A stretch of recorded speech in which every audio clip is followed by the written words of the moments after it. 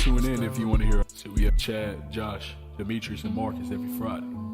It's the Square Round Table. Tune in.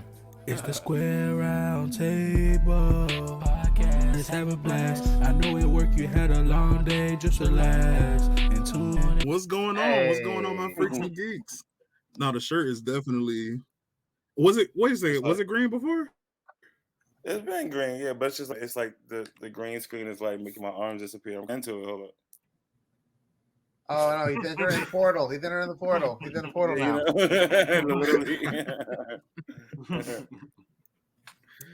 So as all of my viewers and listeners can see, we are definitely lit for the evening, guys. So I want to go ahead and introduce the show, man. So welcome all of my freaks and geeks to the Square Round Table podcast. I want to thank all of our viewers and listeners for being here this evening.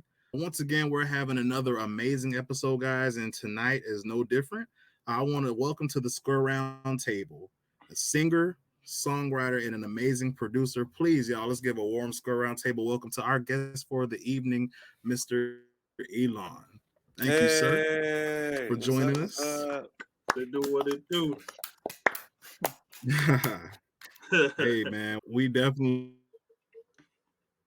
appreciate you, sir, for coming out, and we are going to have a lit podcast, man.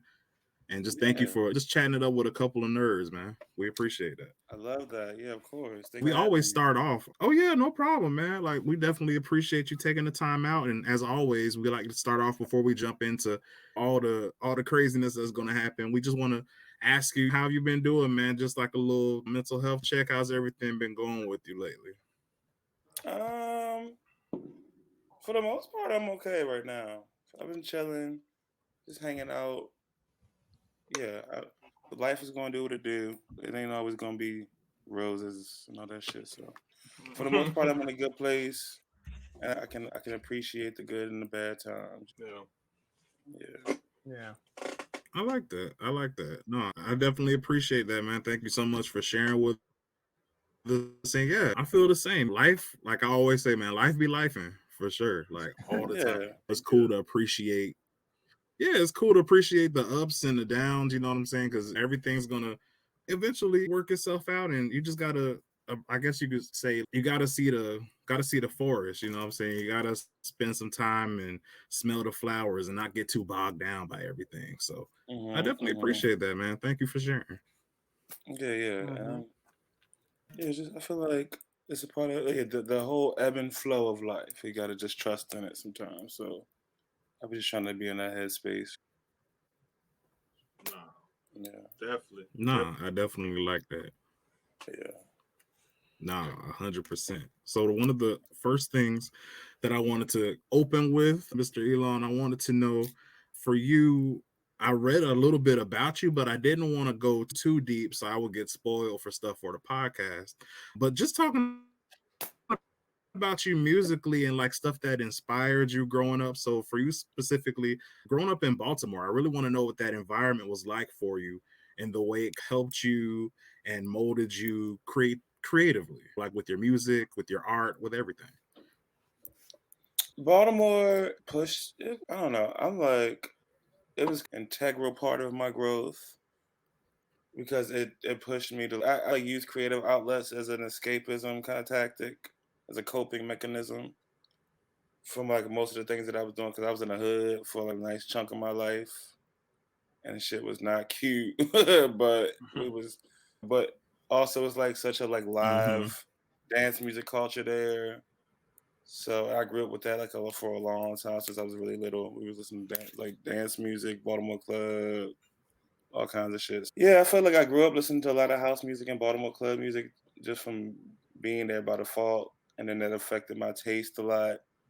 And then I was always really addicted to like television and MTV and whatever else, cartoons, anime. I got an anime through Toonami at a really early age. So I was just like, yes, sir. always in the house watching anime and then going outside, hanging with the kids. It was real chill. But I don't know if they ever, I don't know how they, I don't think I really like, I felt like a black sheep being there for a long time, like on some black sheep shit, but that's the vibe too. That also pushed me to make better art, I think, and find better ways of articulating my like feelings and all types of shit.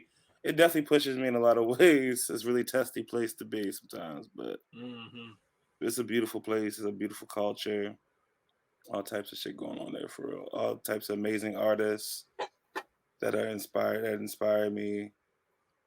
Yeah, and I feel like seeing people just be like so unabashedly themselves, and especially once I got into the art scene and people was just doing more avant-garde kind of art, and it was just really okay. Like I'm like my brain is expanding. Yeah, once I found my people, especially that my so much shit changed for me. I began to like really see the actual beauty of Baltimore because I was like, I feel like for a second I was just like a loner and just getting through my shit and just doing what I had to do. But then once I found my little community, it was definitely like, oh, okay. And it's just falling into place. My little music shit started taking off. It was cool. Yeah. Yeah. But that's basically it. Let's chill. No, that's what's up. That's Yeah. no, that's what's up, man. And speaking of what you were talking about, I'm a huge fan, and I got it from my dad because my dad loves house music. So I wanted to know, like, when did that kind of like, when did you discover that? Like, what was your path to even finding house music? I feel like when I was little, that was just the shit that was on the radio and stuff like that. That was like the time.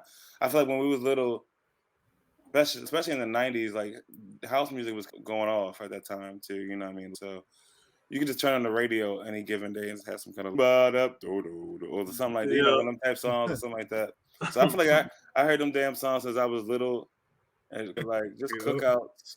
Cookouts is definitely like my first real gateway into like house music because my family was playing house music at cookouts all the time, and I actually got into like techno music by myself as a little kid because I was just like watching music like MTV a lot and stuff like that. Whatever. It was like all them little like techno pop songs on the radio in the '90s too. What is love? Or like Amber, This Is Your Night by Amber, or even like early Daft Punk stuff. Like Daft Punk was one of my first albums. Like I was really into Daft Punk. I've always been into like that kind of stuff. As soon as I saw it, I was like, oh, this is me. This is I'm gonna be in the club. I'm gonna be like a club kid.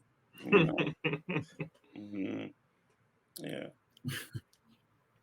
But I didn't make that kind of shit for a long time. I didn't make dance or club music for a while. I just liked it, and then eventually got into doing electronic music. Weirdly enough. Okay. No, that's what's up. That's what's up. As far as I want to also talk about, can we just all agree that MTV in the 90s, in the early 2000s was like peak? Because I don't know what's going on now, bro. Like with me and it's not guys were even just talking it's about not even that other empty. day, how I don't media even check that now shit is it's not.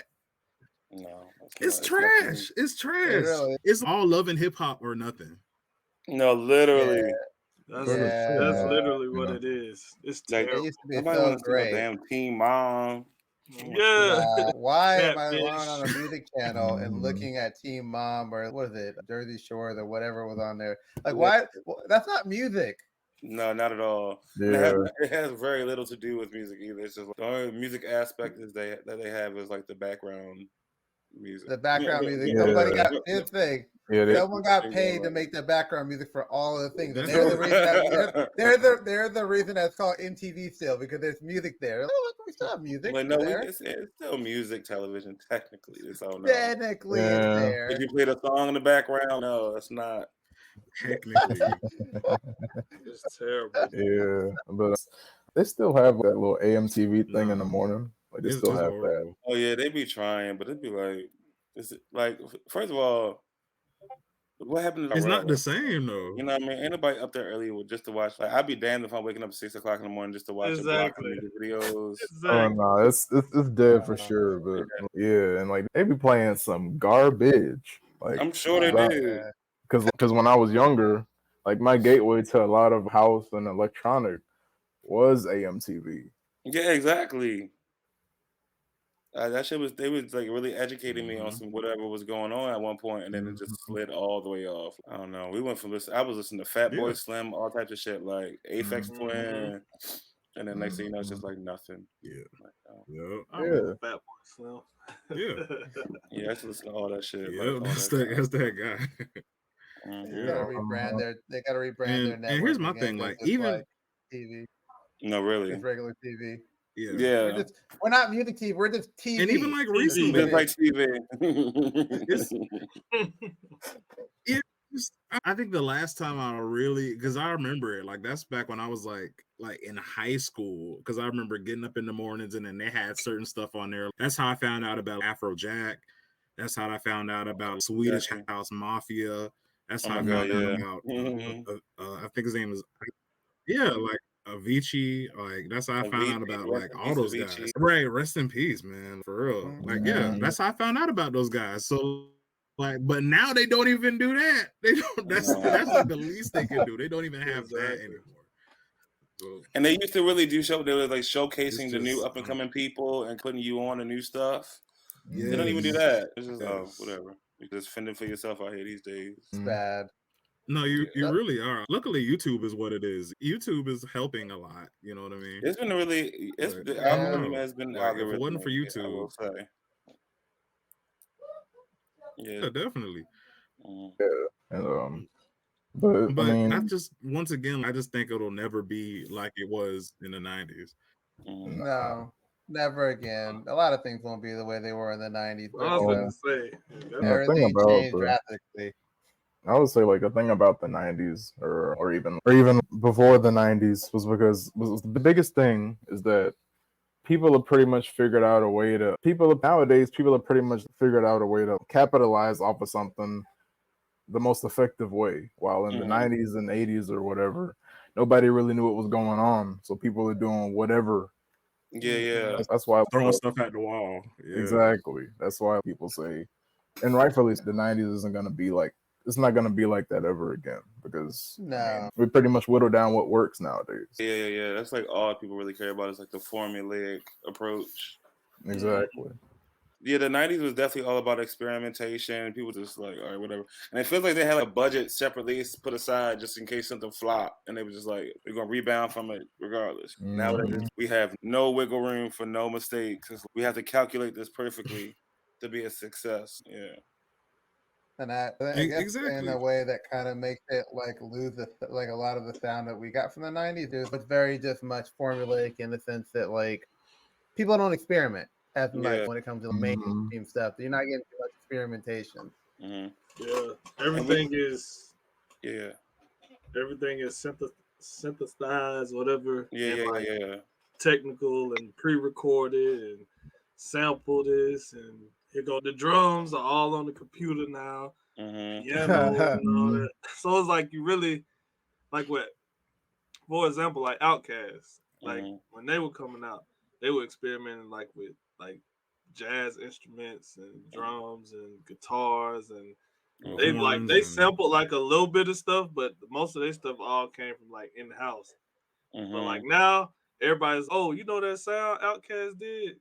Can we get that off of a document and just put it in the song and then stretch it and flip it just a little bit to make it sound like something different? So it's, like you said, they like it's very little room for error. So we like, okay, I know how we can get that sound just the way we need it. And I feel like the mainstream was really like the mainstream artists back in the 90s was really being praised for their experimentation efforts. It was really being like everybody was like, damn, this is some crazy shit, like this is some shit we never heard before, and that was like the selling point. Now it's just this is the thing you like. This is gonna give you. We're giving you exactly what you want. You know what I mean? It's like that. Yep. Exactly. And I mean, in chat a few days ago, we're just talking about like, a few days ago like industry plants and people that were egged on to push this type of music that's already been out there forever. Like it's like brand new. People love that. So mind blowing. This type of music has been out for like 30, 40 years.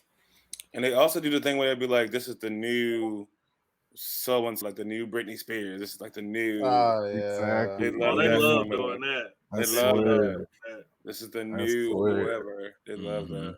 and it's not even like the new anything. It's just the same thing, just repackaged. Yeah. Same kind of songs, everything. Or Right? You're just like, really? Yeah. You could have gave Britney Spears another album or whatever instead of whatever. really though. At this point, I don't think that's going to be a thing, Demetrius. At this point. No. Hey, I was just using an example, okay? No shade. I love Britney. No shade. I'm just saying. Yeah, the likelihood of an album is dwindling. But that's just and that, Dimitri.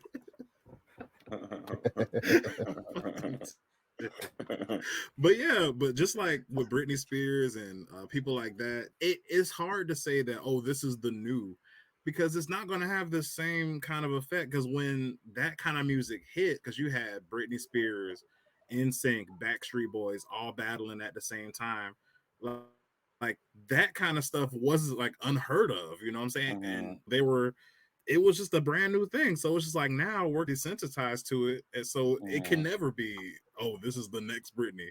It's just not going to hit the same.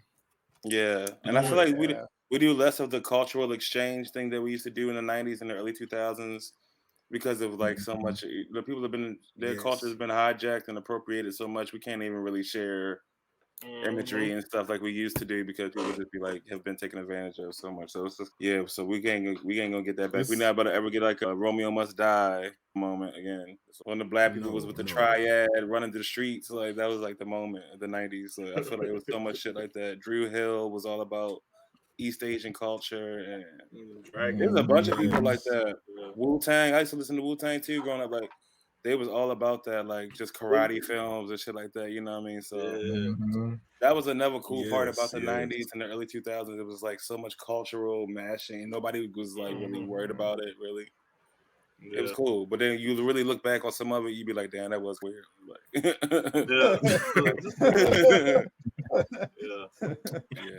But weird is good. You know what I'm saying? It's just it's different from the norm. You know? What I'm saying? Like when R. Kelly did the Throwing Song, and it's like literally a Bollywood sample, but he has like Japanese women in the video. Exactly.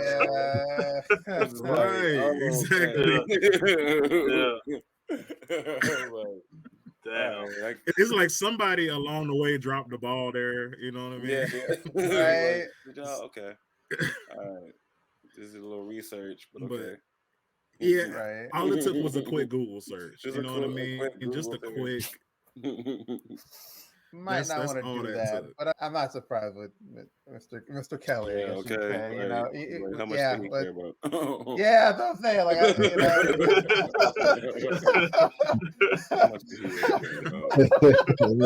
Mr. Kelly.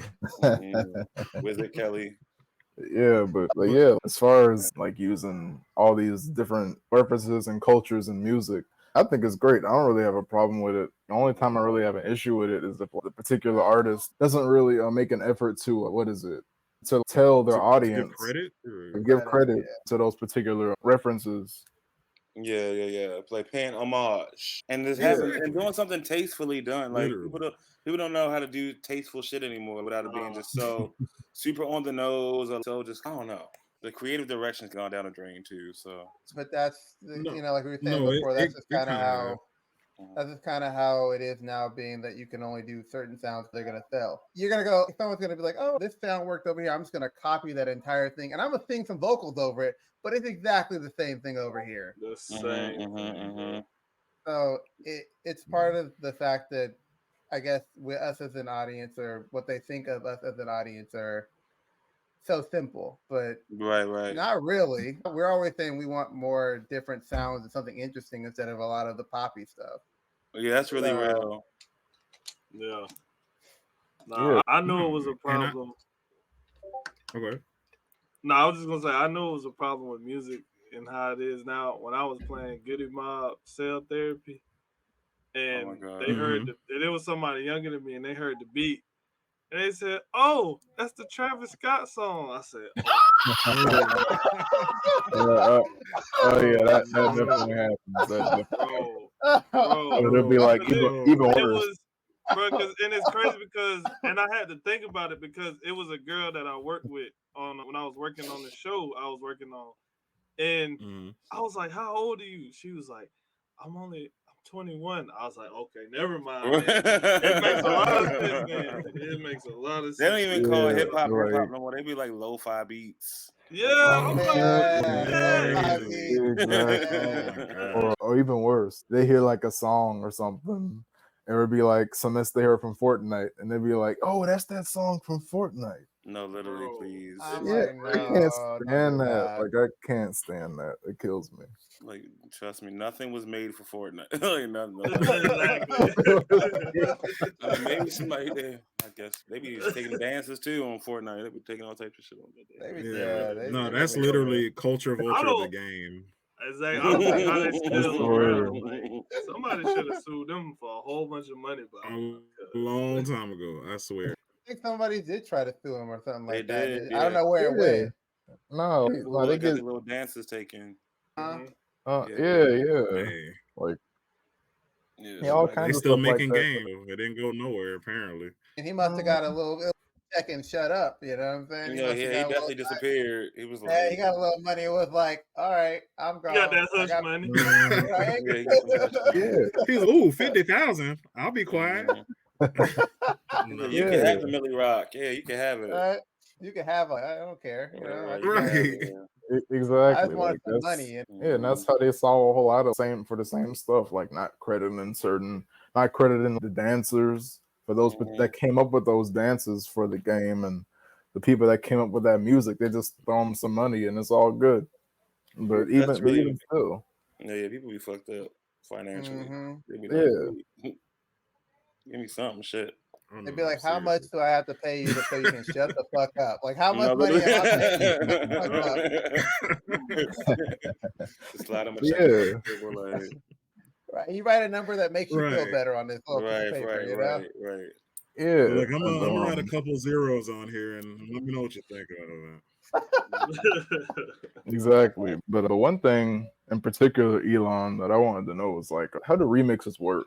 Because you have the remix of Yesterday by Machine Girl, and of course it's amazing. But because I've always been like kind of like, I never really understood how remixes work. Really? Does the artist ask to remix the song, or do you request to get the remix done? Like, how does it work? With that song, I actually be talking to them every now and then. So I'd be like, I was just like, hey, do this for me. And I was just like, can I throw you some bread? Do the remix for me?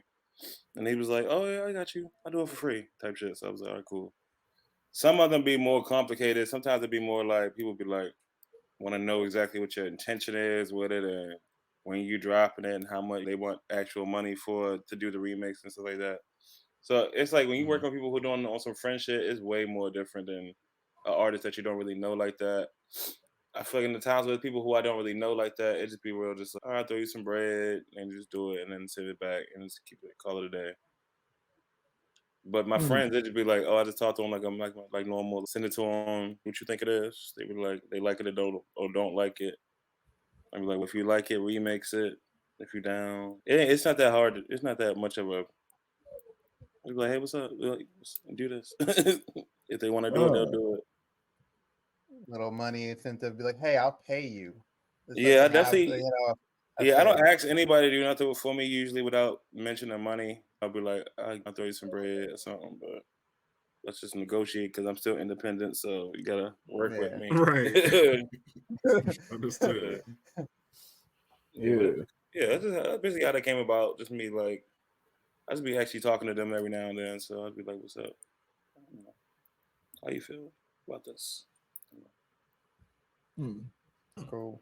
Yeah, I feel like that's the best method, just going straight to the artist and like communicating with them, because we both got management teams now, so it's just like, I could do it that way, but it's actually way more of a thing. I could just hit you up, be like, hey, do this thing, or do you want to do this thing? Go cut the middleman out and get right to the exactly. the person and be like, hey, we cool. We don't got to get our management teams involved. Just let me get the And I've done that in the remix. past. I've communicated through my manager in the past, and people actually don't like the other artists. They don't be liking that. So I'll be like, yeah, It's less personable or whatever. Yeah, they be like, Yeah. it just starts feeling like my manager. Sorry, my manager will hit you up. Like, It's more like my lawyer will reach out to your lawyer kind of shit. yeah, exactly. It's very my people will Mhm. call your people. Yeah. No, I get that. That makes a lot of sense. Yeah. Is that something like because you were talking about? Oh, what were you saying? Oh no, I'm just like that's that's the vibe of how we go. Oh no, I was just gonna say like about being. No, I was saying about being independent. Is that something you wanted to continue to do going forward, or was like the I guess you could say the record label route like something you just didn't really want to do like that? I'm down for multiple ways of doing shit. I've done some label stuff. I'm open to doing more label stuff, but I have my own label now, so I didn't have to rely on anybody just in case I did want to just drop a song or something. Yeah, it's real. I'm open. I'm pretty open with the whole thing. It's not like fuck labels. I don't want to work with a label because if a label popped up tomorrow and was like, "We're giving you a couple stacks to shoot some videos and all that shit," I'm taking the money. I'm probably especially if the contract look good, I'm probably going to jump on it. But that's another aspect of you have to be coming at me the right way if you own some label shit. Or at least give me like some creative control or something. Like, yeah. But it's not like I don't Speaking really of what you about to say? Well, oh no, go ahead. I was just gonna say speaking of that, and you can lead it into that. I was gonna say because you were talking about control and all that kind of stuff, and I was gonna ask you how does that work with you running your own record label as well? it's a bit more stressful, but it's actually like way more. I work with my manager with my label stuff too, so he run ideas past him sometimes. But for the most part, it's pretty easy going. I'd be like, I know what kind of art I like. I know what kind of like how I want it to be presented. I know like a lot of the stuff that I know that I want from a release. So I just refer back to that when it's time for me to do that kind of stuff. Really, you got to do like PR and all that shit. Get the artworks done, and I usually have to research the artists and stuff like that. It's a little work to it, but it's all fun to me. I think it's all a part of the creative process and building like a whole world. I think that's the fun part. So it's a different process with releasing the music, but it's cool though. Do you have like any amount of a lot of artists under your record label now, or how is that with bringing new artists in? I'm still getting my own shit off the ground, to be honest, but I feel like I've been having discussions with a bunch of people. I've been talking to some of my friends who make music and been like, all right, so eventually I'm gonna get to a place when I'm ready to drop like compilations and other people's music and stuff like that too. But I definitely wanted to like I have a bunch of music that I was sitting on that I made through COVID times too. So I was just like, I had to get these songs out and I had to figure out a way to do that. So I just started this label to do that at first. But now I'm seeing it as like a platform I could use to like uplift other voices too. So I'm definitely gonna do that eventually as much as I can. So yeah, that's the vibe.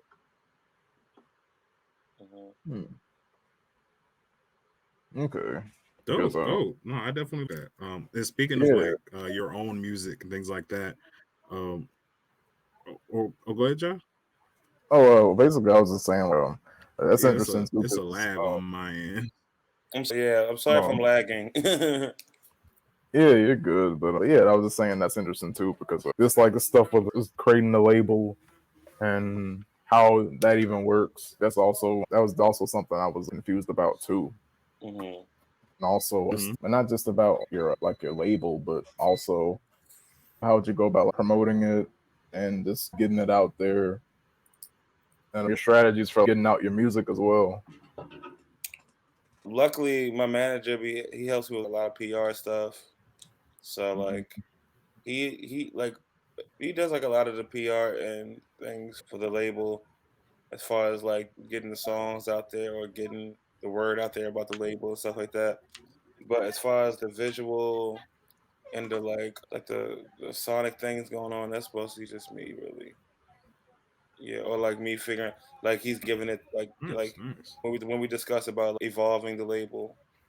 and stuff like that. Like it's usually I'll say, so what kind of artist do you see? And I'm thinking about it, where I see the label going. I really do want to showcase. I want it to be like a thing that showcases Black artists that do electronic music specifically, because I feel like it's still like a thing that's not really being showcased as much as I feel like it could be. So. Yeah, definitely not. Like, it definitely isn't. Yeah, I definitely, yeah. No, I agree with that. I wanted to see how you felt about it, Elon, because I don't know, like, I felt like growing up, and you mentioned a word that I like really vibe with that I don't really hear a lot of people like, especially like outside of the comic book world use, and that's Afrofuturism. I felt like during the 90s, we got a huge surge at one point of like heavy like Afrofuturism and Black people and electronic music. Like you got Busta Rhymes doing it with Janet Jackson. You got Michael Jackson and Janet Jackson in the Scream music video, literally showing anime on the screen, like stuff like that. You got Missy Elliott literally wearing a Mega Man outfit, you know what I'm saying? And then I just felt like at a certain point it just went away. I don't really know, like how do you feel about like Afrofuturism and how it worked then versus how it's playing right now in music and media for Black people? I think the evolution of it has been interesting. To be honest, a lot of the Afrofuturist art that I see nowadays, I don't really like. The aesthetic of it is not really where I'm at, like vibe wise, but I do come across artists who I vibe with all the time.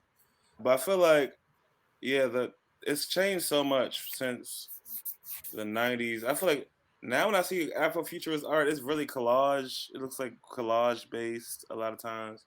It's less about like actual, it's like less about the kind of freaky alien aspect of it or something. It's like, I don't know, it just lost it also lost. I get what you're saying, you know what I mean? I I don't definitely know. get what you mean, for sure.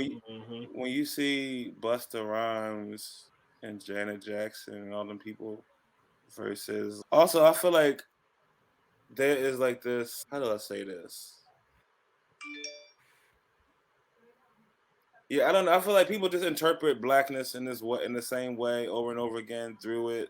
Also, I'm just like, it would be interesting to see something else too sometimes. But every now and then I find some cool people, and I've been getting into literature, like some literature too. That's been interesting, like some Octavia Butler books. My friend just gave me some, and I'm like, okay, this is cool. Yeah. I think certain stuff like literature, Afrofuturism literature now is still pretty cool. Cause I've still come across some cool stuff like that. But visually, I'm like, we could be doing some other stuff. Definitely. And Chad, I don't know how you can forget TLC. TLC was the one they like very and Outkast. Outkast was definitely. Oh yeah, Outkast Outkast is super And you know what? You know why I'm getting on him about that? Because he is from Atlanta, Georgia. We from me, him, and Josh. We ATLians. So the fact that he didn't mention two ATLians, I'm like, bro, you got. You let me down. I was like, maybe he gonna bring them back around. Yes, sir. I get it. Yeah.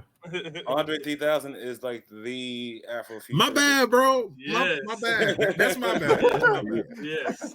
No, we slipping. Like me and Chad was slipping for sure. Like.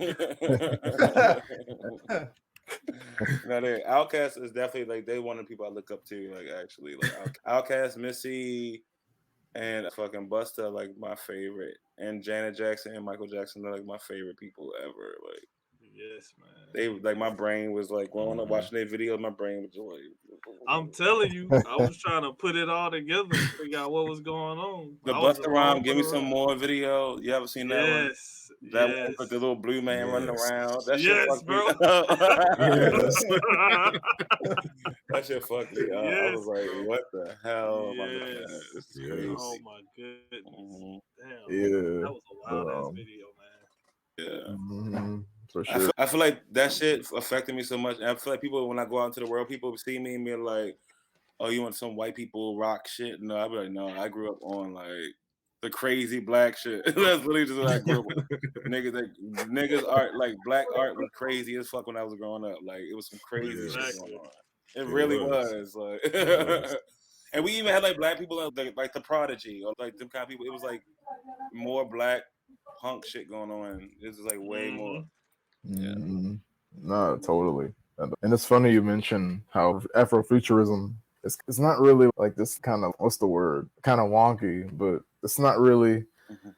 It's like, I don't know, like I feel like Afrofuturism is cool. I like the concept as well, but I don't really see a lot of black folks use AI or more robotics. That's what I'm saying.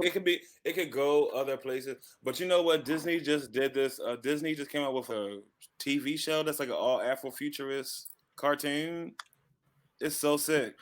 Yeah, it's like different like episodes. What is that? Like, that shit was so sick. I was in the house like, this is what I needed. I was telling them about that. No, that shit is crazy.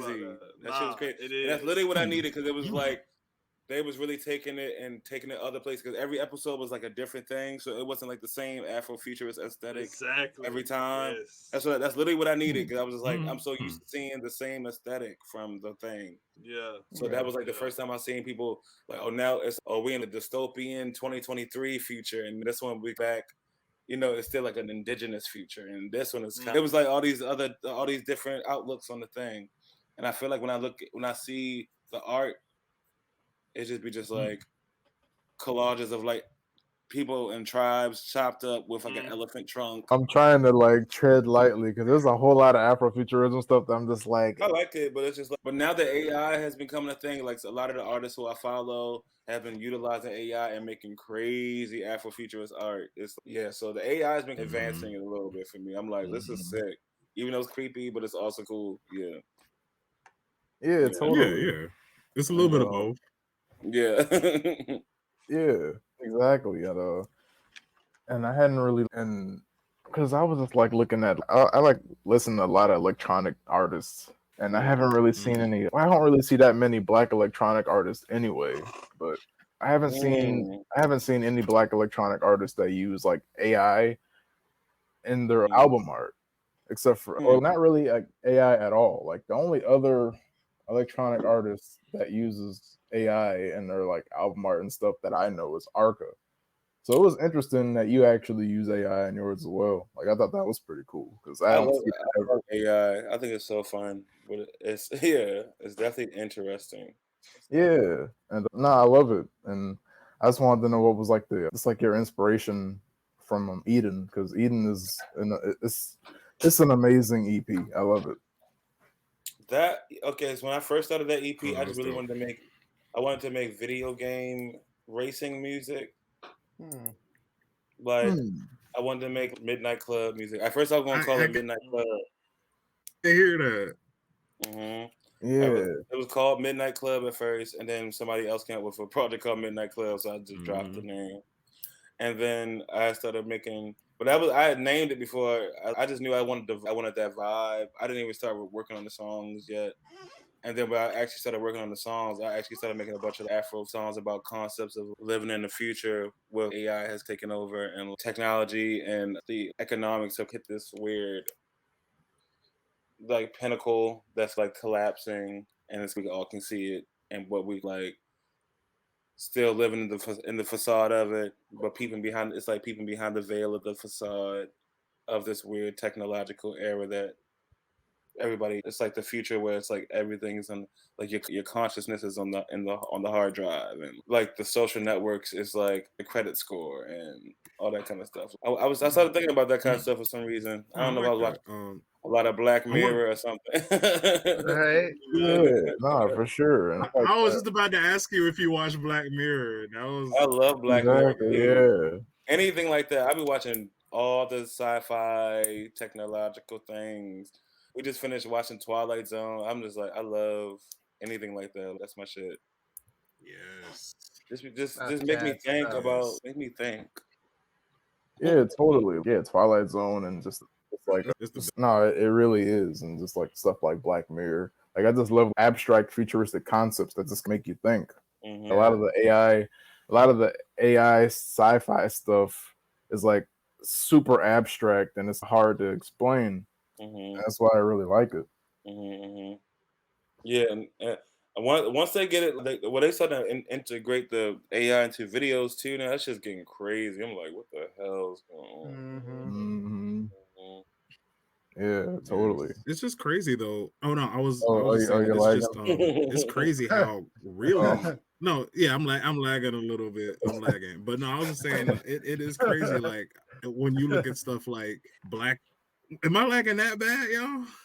Is it that bad? Yeah.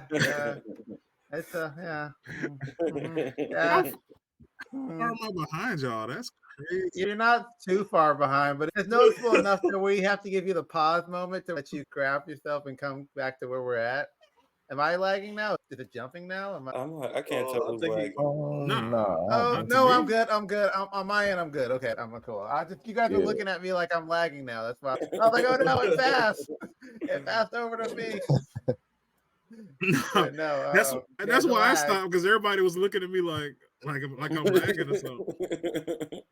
Your response to your laugh is like at least 5 seconds behind the actual laugh that where the moment would be where you should laugh. You're like 5 seconds behind that. Yeah. So you're essentially like a bad comedian. Your timing is off. No?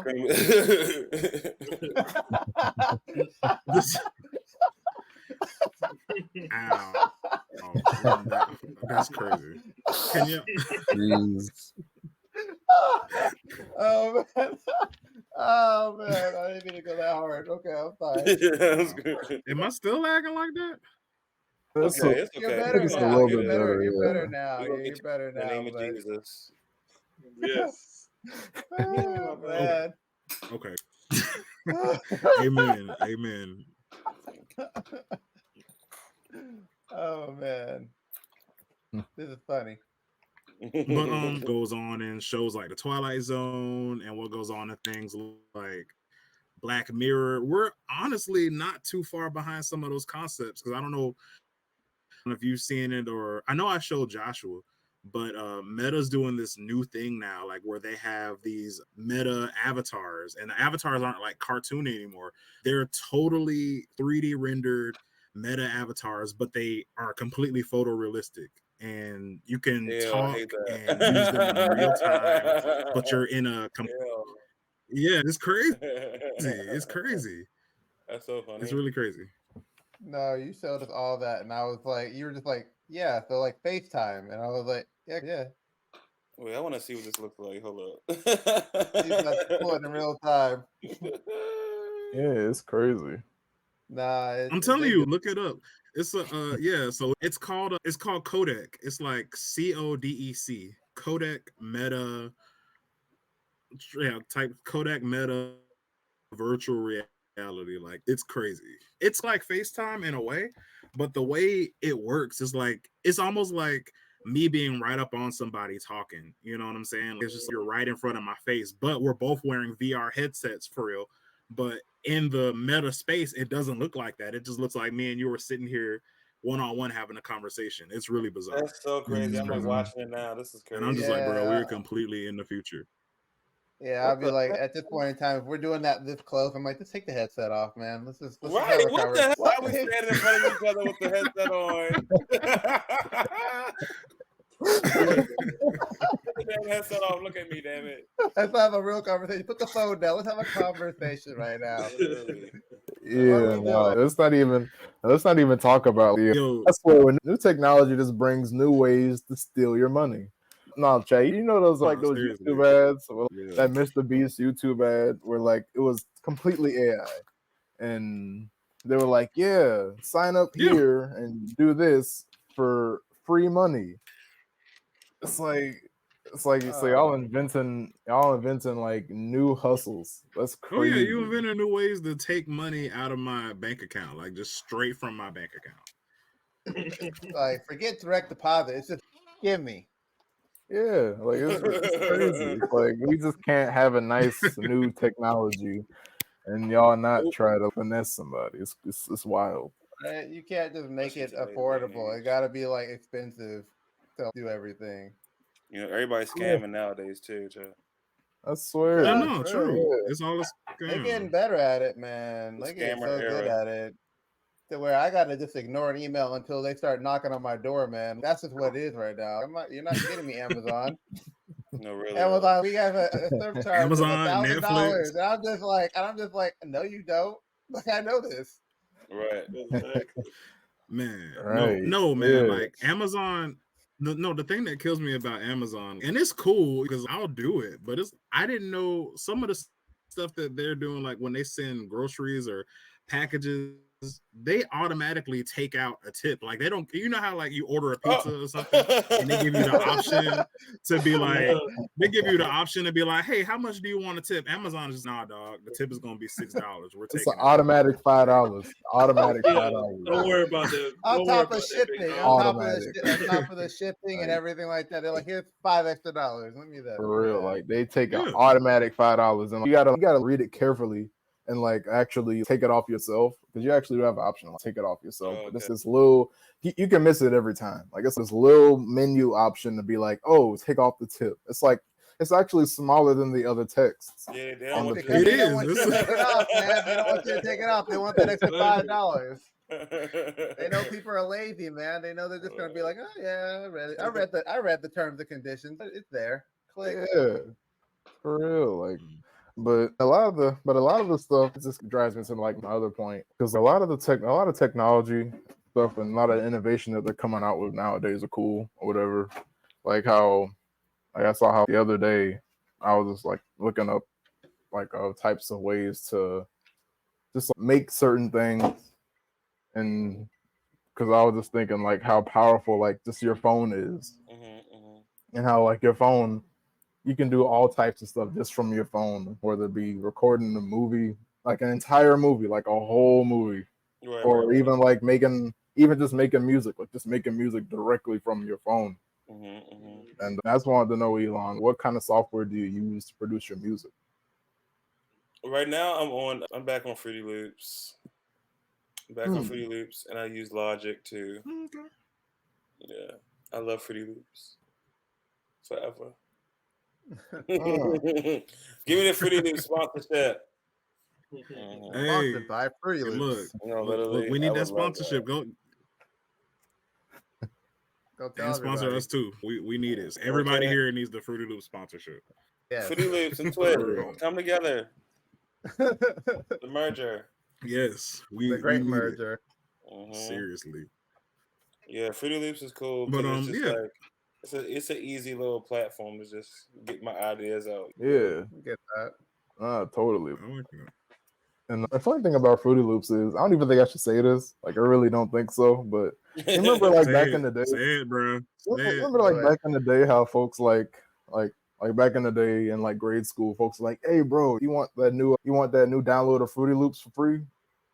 Like, it was that one kid. There was that one kid in grade school that just had the latest firmware of Fruity Loops for the free.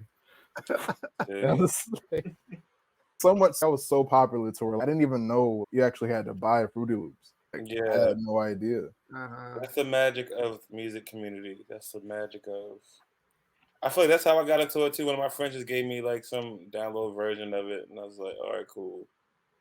I just got straight into it from there. It wasn't even.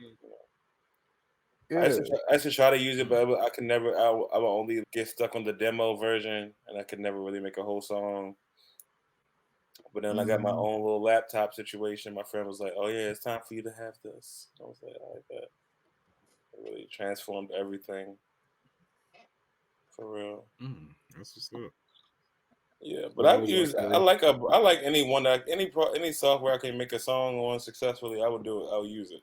I'm using Ableton sometimes. Yeah. I don't like Ableton like that. But. Interesting, because a lot of folks be like, yeah, Ableton this, Ableton that. Like, yeah, I'm not into stuff that makes people feel like I'm doing this in a better way than you because it's more buttons or something like that. Oh, yeah. I'm like the more advanced artist because I can find all the buttons and all the More bells and whistles. There you go. Yeah, no, actually, if you just have an ear, you can use any program and get a good product. So it's just like, you can use anything. Like, Yeah. Exactly. Like, have you ever used GarageBand? Yeah, hell yeah. I was just about to ask that. So many times. So many times. Even today, if I was to need a specific kind of sound, and GarageBand had that sound, I would make it. I would lay it down from GarageBand. I really like combining different programs. Like I like combining Logic and Fruity Loops together, or like GarageBand and Logic, or whatever the hell, because they all have different sounds and different plugins and different mix EQs and stuff. I think it's cool. Okay. Yeah, Logic too. Okay. Yeah. So with that being said, musically, are you, because it's so much going on in some of your songs. I would say for me, Eclipse is one of my favorites. Then you have Quantum Leaping. But are you a person that likes to make, I guess you could say, your lyrics first, or are you the type of person that likes to create the atmosphere of your music before you put the lyrics down? Like, which way do you make your music? I do it both ways, and it's kind of 50-50. It's really 50-50 for real. I'm writing lyrics all the time. I think I write lyrics more than I make beats. Yeah, I'll stop and write lyrics and record vocal notes more than just throughout the day, all day long.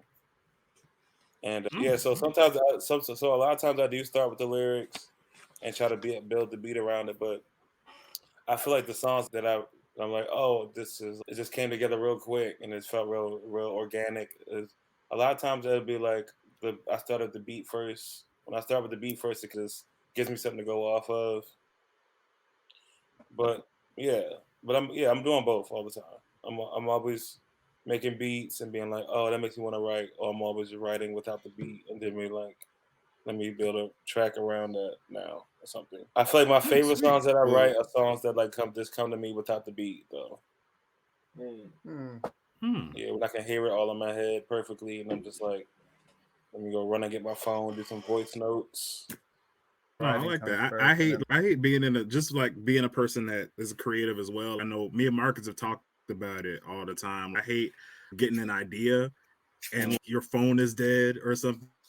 That happens to me all the time. Or you can't get somewhere to write it down. And you, it's so annoying. My gosh, it's so annoying. I get so trying to hold on to it, man. So the worst is like when I be in the shower or something. I come up with an idea in the shower. I'll be like, oh shit, ain't got nothing to write down. And I hate that. I'll run out the shower into my room and just get the phone, write it down. Be like all that. I'll be like, bro, you don't want to forget it, man. Like you got to. Be busting down the hallway. Like I gotta get it my down. number one hit. This could be my hit, bro. Right? Sometimes when you forget that idea, it might not never come back. No, it feels it's sad. I'm also like, sometimes I'm really I just give it the fate. If it's meant to be, it'll be there. Totally. Yeah. Because a lot of songs that I'm really excited about that I don't have beats for, but I just can hear it in my head. If it's that good of an idea that I'm like, it's really resonating with me that much, it'll be there later on. There you go. It'd be like that. Sometimes I get like good ideas and they just slip away, and I'd be like, damn, I guess that was. It was meant for somebody else. That's what it's supposed to be. I guess it slide away. Yeah, totally. For real. But another thing. Okay. But yeah, another thing that I wanted to. Okay, cool. But another thing that I wanted to know was, how do you feel about sampling, and like how often do you do it?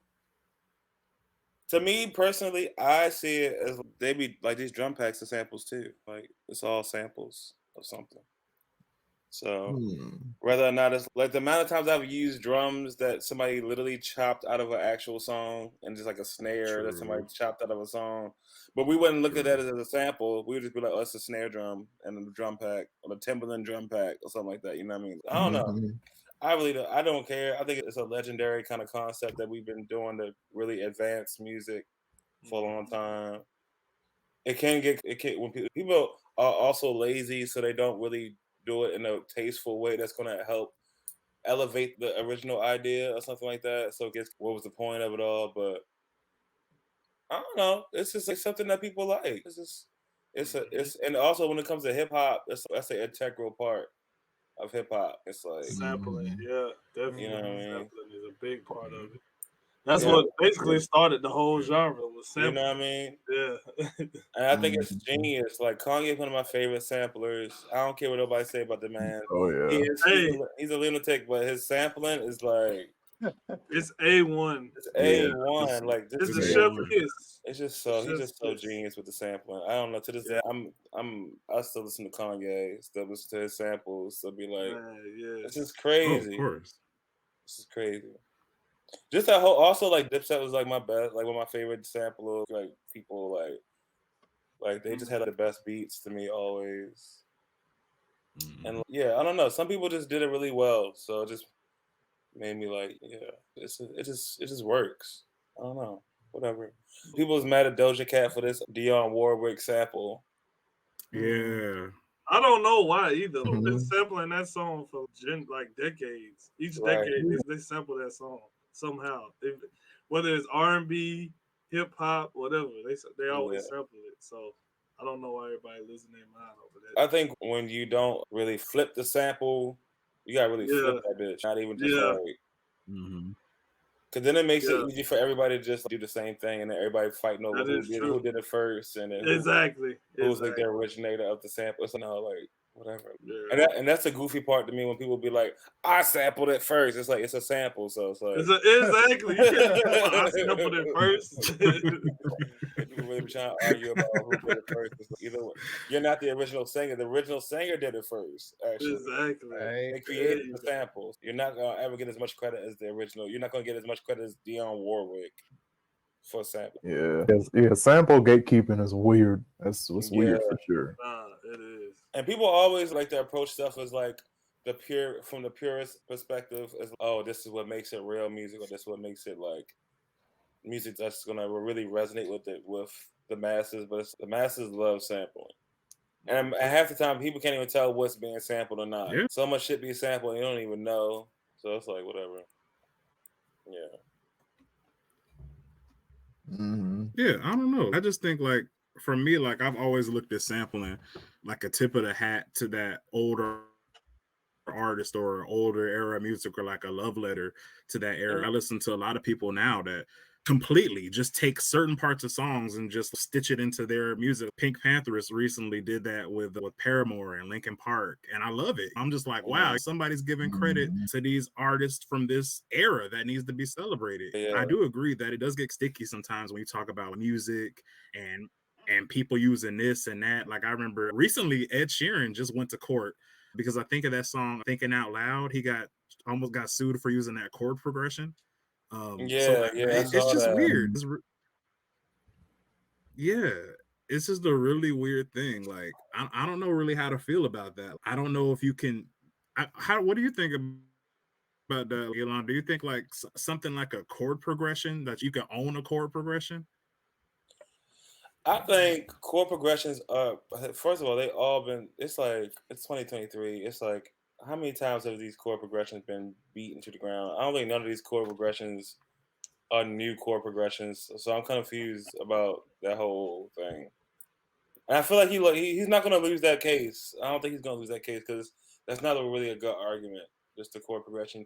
I feel like if you gave me a track with like different, it's the chord progressions, then the percussive things, they're doing a similar thing too, or like it's all these other elements that match up with my song too, that's different. Like chord progressions, it could be, I don't even know where I got the chord progression from. I could have got it from some other thing, like whatever. It's not. I don't think somebody actually is sitting back creating brand new chord progressions that nobody ever used before. Like, No. it's music. Like, so much has been done already under the sun. It's really hard. It's a real sticky situation when it comes to ownership of ideas. For me, I don't really know how that works. I don't ever claim to be like the creator of something, and I have friends who would still be on that kind of shit, on some indie shit. Like, I made this thing, so maybe, but also maybe you were inspired by something else. Maybe it's just like a train of inspiration. I think the job of an artist also is to inspire people. I think it would be a lot better if people look like him. Agreed. Yeah. Yeah. Like you said, with the train of inspiration, I think it would be a lot better if people like looked at it that way and said, "Oh, okay, this person, I've heard this somewhere before. Maybe it was I think I heard one of the, correct me if I'm wrong, one of the most sampled drum fills is a James Brown drum fill, his song." Yeah. I just sampled that damn thing. I love that. So things like that, if people see, exactly, see, stuff like that. If people would just look at it as, okay, this person appreciates this era of music and they're not wanting it to be forgotten. Because I feel like if we're still doing this and that and trying to find new ways and not looking back at the older artists, that stuff is going to be forgotten for the later generation. So I love the fact that younger artists, like you said with Doja Cat, giving it up to older artists like Dionne Warwick. I think that's dope.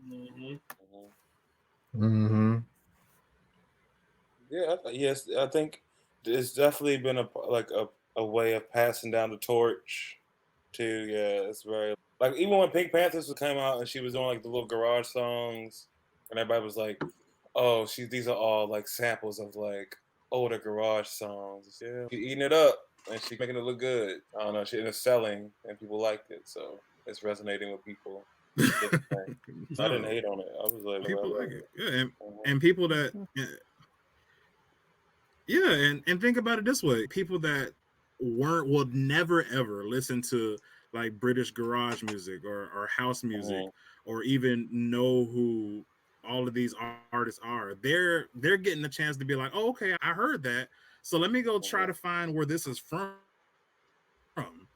where this comes from. Let me try to dig into the crates and see where she got it from." So I think it's great. Yeah, she gave us a cultural reset moment. She got everybody in the jungle and garage again. It was crazy. Yeah, no, totally. And that's exactly what happened for me. I was listening to Pink Panthers, and I was listening to it's just like, and the whole time I didn't even know I was listening to Jungle. I had no idea what Jungle was, and I was like, "Oh, okay, this is Jungle." And then I found Eden, Elon. I found Eden. And I was like, yeah, and I was like, "Oh, okay, so this is what this is." Because I always liked that kind of music, but I didn't really have a name for it. Yeah, it's very Toonami generation music for sure. Exactly. Yeah, core, breakcore, and jungle. Yes, completely. Yes. I had a friend that got me into jungle. I wanted to ask you what. Oh, okay. As far as your music, like with jungle and like the type of style that you're using, because even you said that with a couple of your songs, especially with Eden, you wanted to make video game racing music, and you're very inspired by anime. So with that being said, man, we gotta have an anime talk. So I definitely want to know what's some of your favorite anime series and video games of all time, man. We got to get into it. That was coming. We had to talk about it. Anime, the favorite animes of all time. I love Samurai Champloo. Okay. I love. Oh, nice. Okay. Let me see. I watch a lot of Serial Experiments Lane nowadays. I watch Cowboy Bebop. Okay. I used to watch TriStar a lot when I was little. Hey. An Outlaw Star. Hey. Okay. Oh wow. Okay. Yu Yu Hakusho is one of my favorite animes. Let's go. Here we go. You know, hey, no, bring it out. You done got Dmitri started. Every podcast, man. I don't have to say much, you know. Also, I like the class. I like Sailor Moon. I like fucking Lupin. Not Lupin, no, but not Lupin. The Case Closed. I watch hey, Detective Conan, let's go. Yeah. Let's go. Yeah. Lupin's cool. But I Hey. don't watch Lupin as much as Case Let's Closed. go. I watch Case Closed. Let's go. Yeah. Case Closed was it. Yes. I love Case Closed. I really be watching that shit like, oh my god. Hey man, it be getting you, man. You be like, how do you do it? Tell me how. And we be watching like more independent, like more like unknown, like more smaller animes. Like I've been watching this one with my roommate called Peach Girl lately. It's just drama. It's a drama anime. It's just so crazy, like this crazy teen drama. I was like, okay, whatever. I like what's that name of that show? Space Dandy. I love anything that's anything that's like spacey, like futuristic, spacey, kind of cute. I love that kind of stuff. That's my shit. I want to say those are the Cowboy Bebop universe and Space Dandy are in the same universe. I think. Yeah, exactly.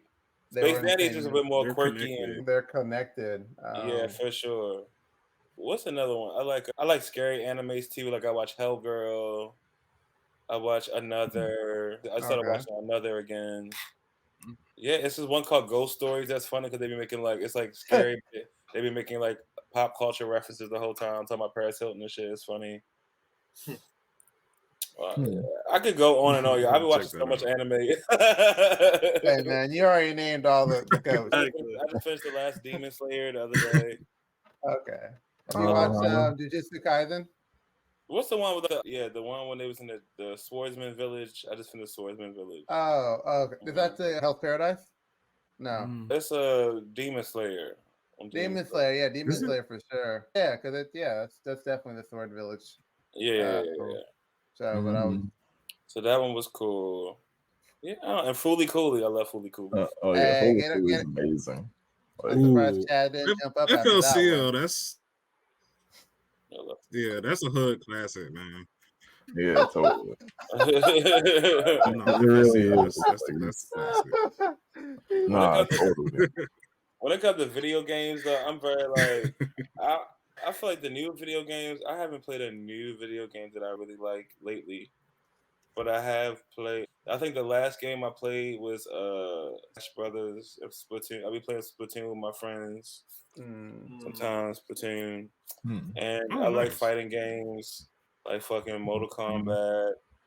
I want to play the new Street Fighter. I love Street Fighter, Tekken. Yeah.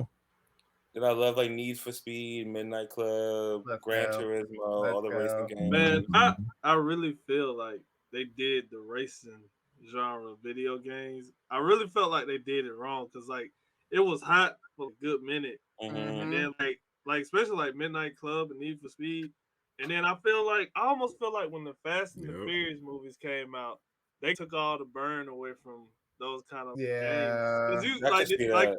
Because the fallout started to happen more the more those films came out and got more ridiculous. Because at first it was like, oh, I want to make my Need for Speed or my Midnight Club car like the car in Too Fast, Too Furious. That was definitely me. So I was like, the lights under the car.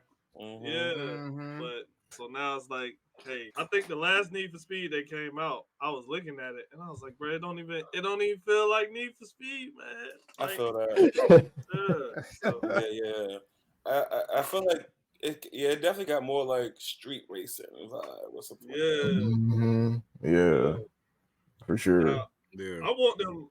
My one, like everybody be talking about what game do you want to see remastered, and they be talking about like all these Red Dead Redemption and Final Fantasy. Give me Midnight Club. Yeah, Part 2. Part 2 remastered. That's all I want. That's all I want. I love Midnight Club. Okay, also I'm a big Kingdom Hearts fan.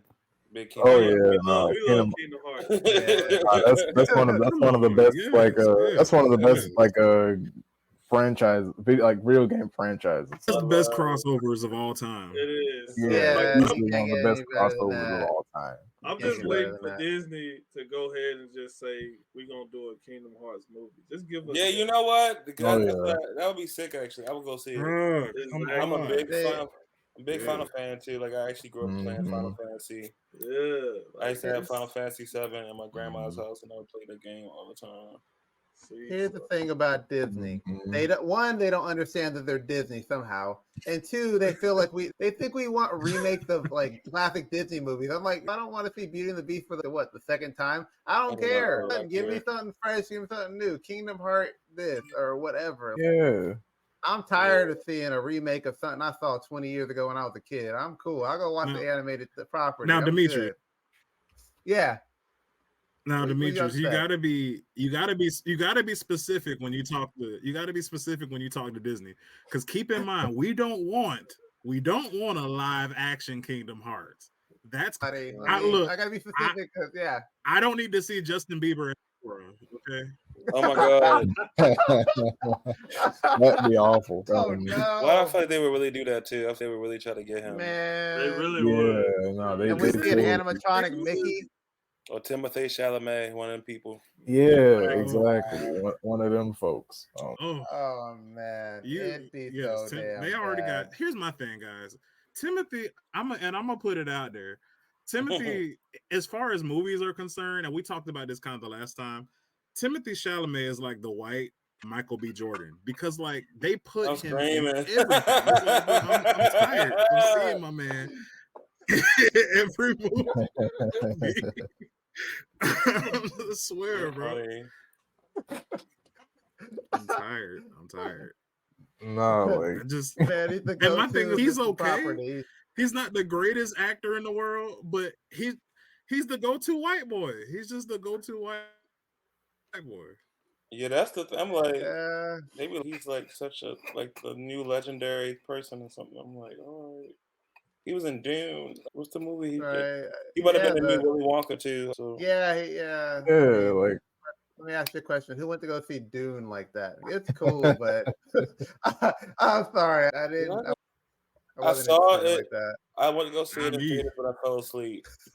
That's what I'm saying. Oh yeah, granted, like that. Bring yourself a pillow and a blanket, man. That is a boring movie. Like Dune is. I love the concept. I love pretty much most things sci-fi, but it was just like it was just a boring movie. Like they didn't really do anything but talk about the actual world, and that was it. Like it was. Yeah. That was literally it. Hey, Josh, that's how they do world building in that universe. They don't show you anything. They just talk about the things in the world to get you excited about it. So you can see a part two.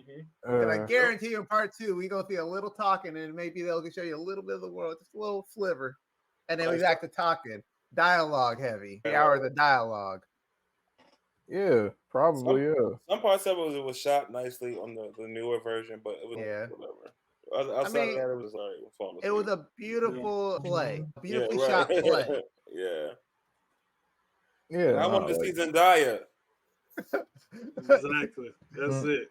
Yeah, pretty much. Like most, I think like pretty much. You fell asleep before she came on screen. I think most of the folks in the theater were just like, like where's Zendaya? But she was only in the movie for what, like. She might have been only moving like 3 scenes. Yeah, literally. Dang, so you paid full price to see her in 3 scenes. Yeah. How you feel?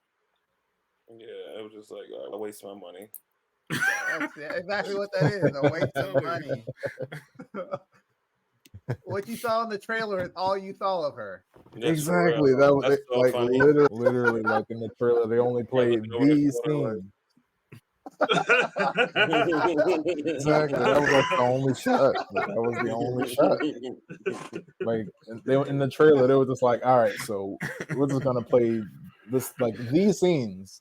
Like these are these scenes. There's no other scenes.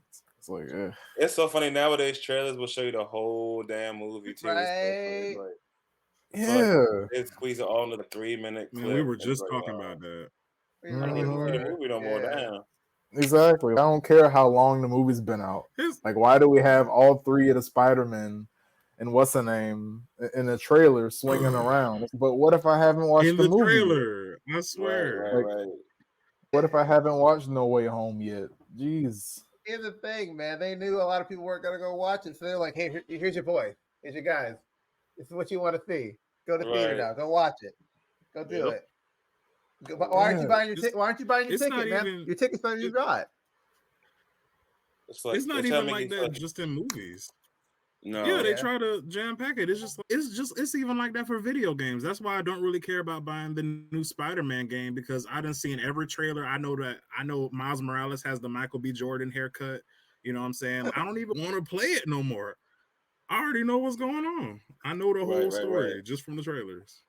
Man, I know everything about it. I'm not paying $60 to play a game I've already seen every aspect of. Let's not mention DLC, because like we were talking about that the other day, and how that's just like literally adding on unfinished parts of the game you already paid $60 for. Oh yeah, they be doing that nowadays. That's so weird. Yeah, in the Spider-Man game, what they made it seem like, I can't even say what they made it seem like. That's what it was. Like the biggest ball buster in that game was that Spider-Man gets Spider-Man becomes Black Suit Spider-Man and he becomes a jerk. That's the whole thing. Oh yeah, was that Venom? Yeah, like, it's supposed to be him getting the Venom symbiote suit and stuff like that. And then we know Lizard and Kraven's gonna be in there. I'm sure that's all the people in there. It would surprise me if they had another villain in there, sprinkled in there. We just don't know about. It is. It's 4. They showed them in the newest trailer. What's the last one? Is it Green Goblin? No, it's 3 other ones. It's Sandman, Mysterio, and somebody else. So we get the Sinister Six, but not the Sinister Six. Yeah. Sinister Four. Right, Sinister 4. It's the Ferocious 4. The Ferocious 4, right? Ferocious 4. No, but that's just crazy, man. I'm kind of that's the same thing with the new Mortal Kombat game. I know everything about that game. I know who's in the packs. I know all the characters I'm pretty much getting. I know who's gonna be there. I know their fight combos. What am I paying for? Exactly. What am I paying $60 for? I told you, I'm gonna just wait for the full edition a year later or whatever it comes out, because I'm not paying full price for that. Yeah. Did y'all see that clip? Did y'all see that clip going around of Melina? Somebody took all Melina's screams and put them in one video. No, I missed that. No, I didn't see that. They was like, whoever is playing Melina's voice is like working for her money. She was screaming. She was like screaming bloody murder on these things. It was like, Oh my god. She was screaming bloody murder. It was so bad. She was like, this is the real thing. Like you said, you're a FLCL fan. The same voice actress that voices Melina voices Haruko and FLCL. What? Sure does. What? That's crazy. Yeah, Miss Kari Walgren. Yeah, that's my she girl. Sure does. Yep. If you pay attention, Melina's voice lines, she sounds just like Haruko. It's the same exact voice. I gotta really get into. I gotta listen again. Not really. Now that I know the tea.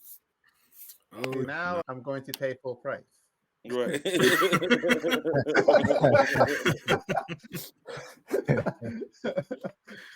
but like we were talking about, Demetrius, and I don't know how you feel about that, Elon, but you pretty much agree with, because we are from the same era. But I miss back in the day where you had to beat the character's ass in order to unlock them. Now it's just like, now you're beating my wallet's ass, being like, hey, no. I can't stand it. I can't stand it.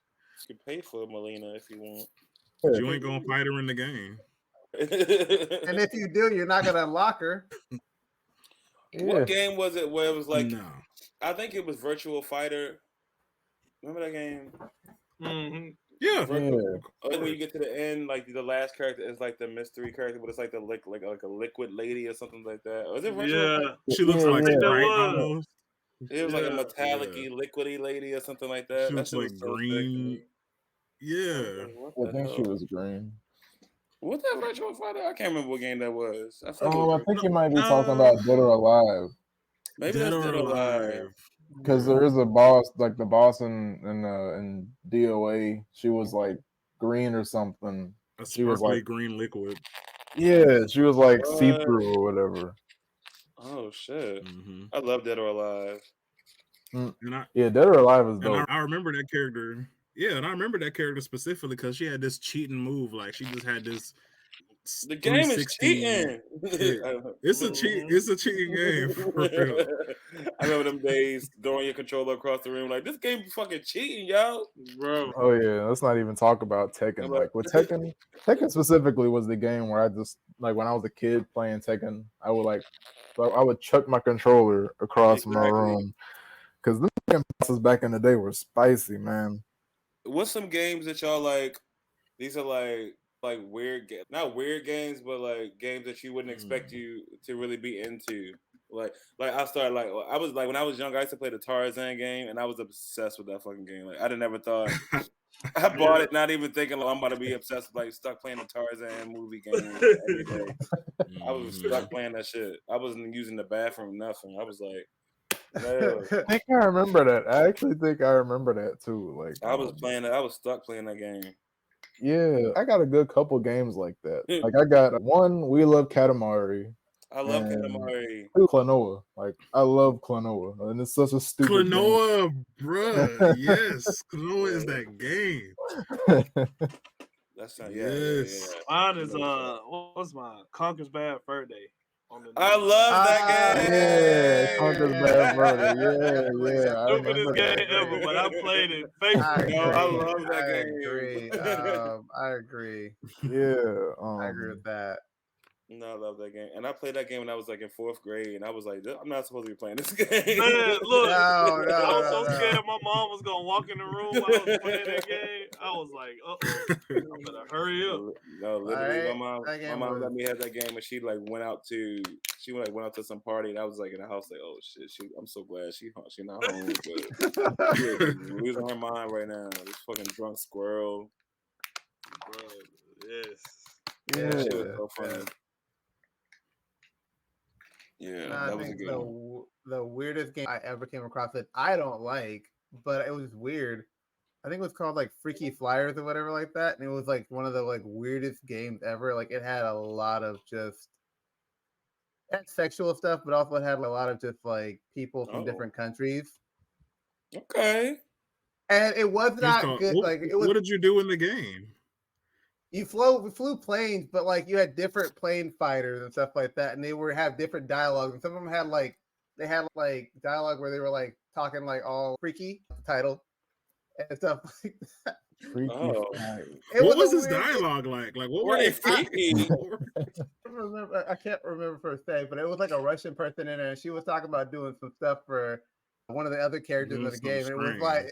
It was it was staying for a little change kind of stuff. I was like, but the bad thing about the game and like looking back now, like I didn't realize it's like a lot of it was like stereotypical, like what you would think like stereotype wise of like a lot of different countries and stuff like that. Oh, whatever you thought like a Russian person was, or someone from the Middle East was, or a different thing. That's so what it was. Extremely racist. Yes. Like, I forgot about it. Like problematic racism.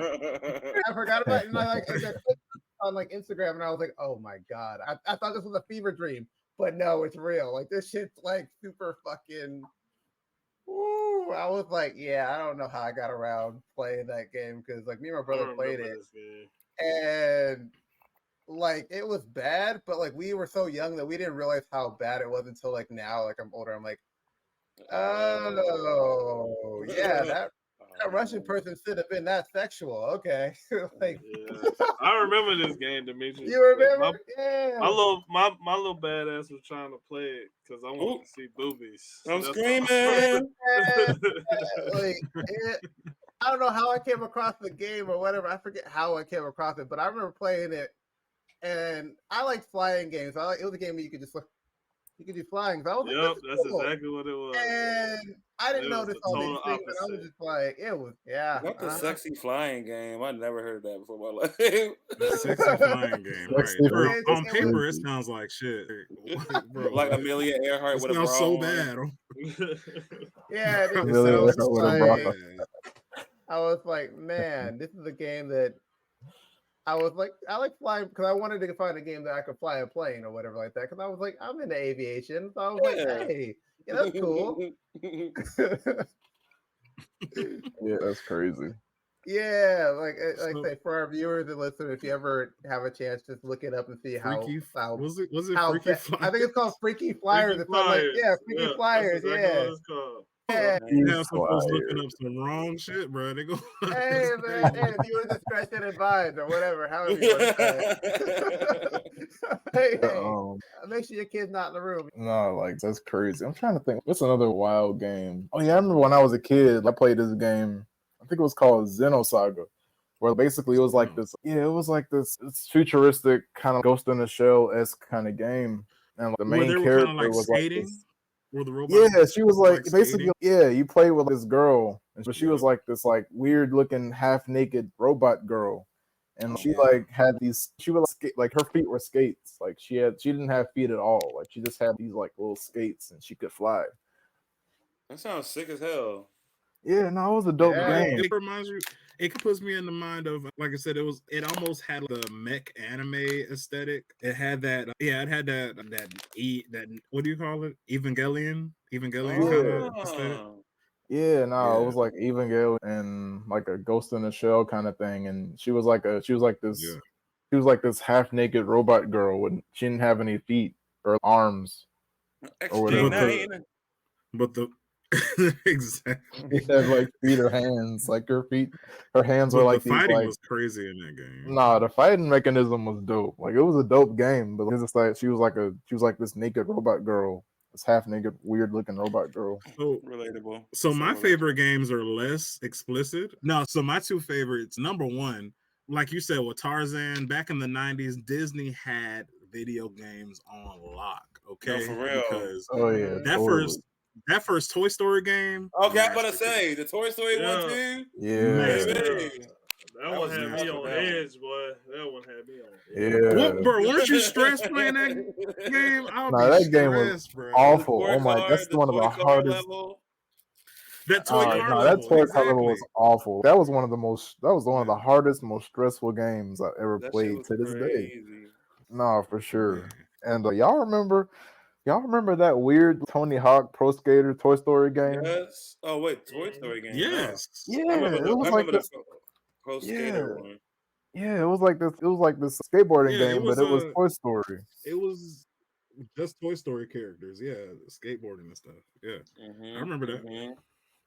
Yeah, no, it was pretty cool. It was weird for sure. It was like Woody had a skateboard, and Buzz had a skateboard too. And Woody had this one move where he would ride his horse. He would ride his board like a horse. On top, I remember that. Yeah. What? Okay, so it looked just as bad as you think. Just for context here, I know me and Joshua, and that's for you guys and for our viewers and listeners, I know y'all probably experienced this. So a lot of the games that me and Joshua were talking about, we used to get these game magazines called Game Informer.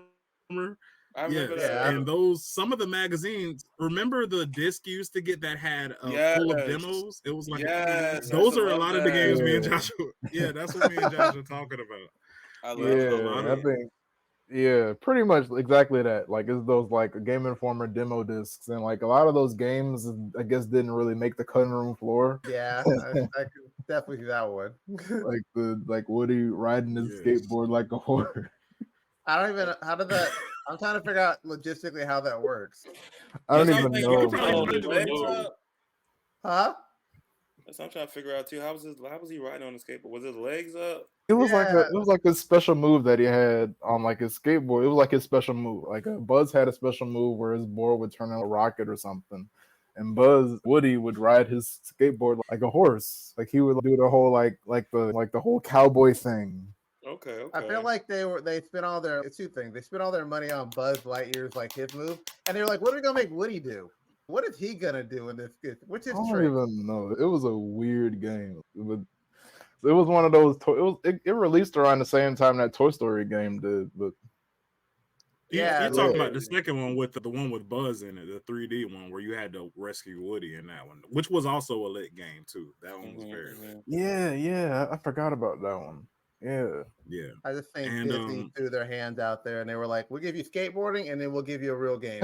And they were just like, "You decide." And then they were like, "Oh, they don't like skateboarding." No. Okay, we're going this way.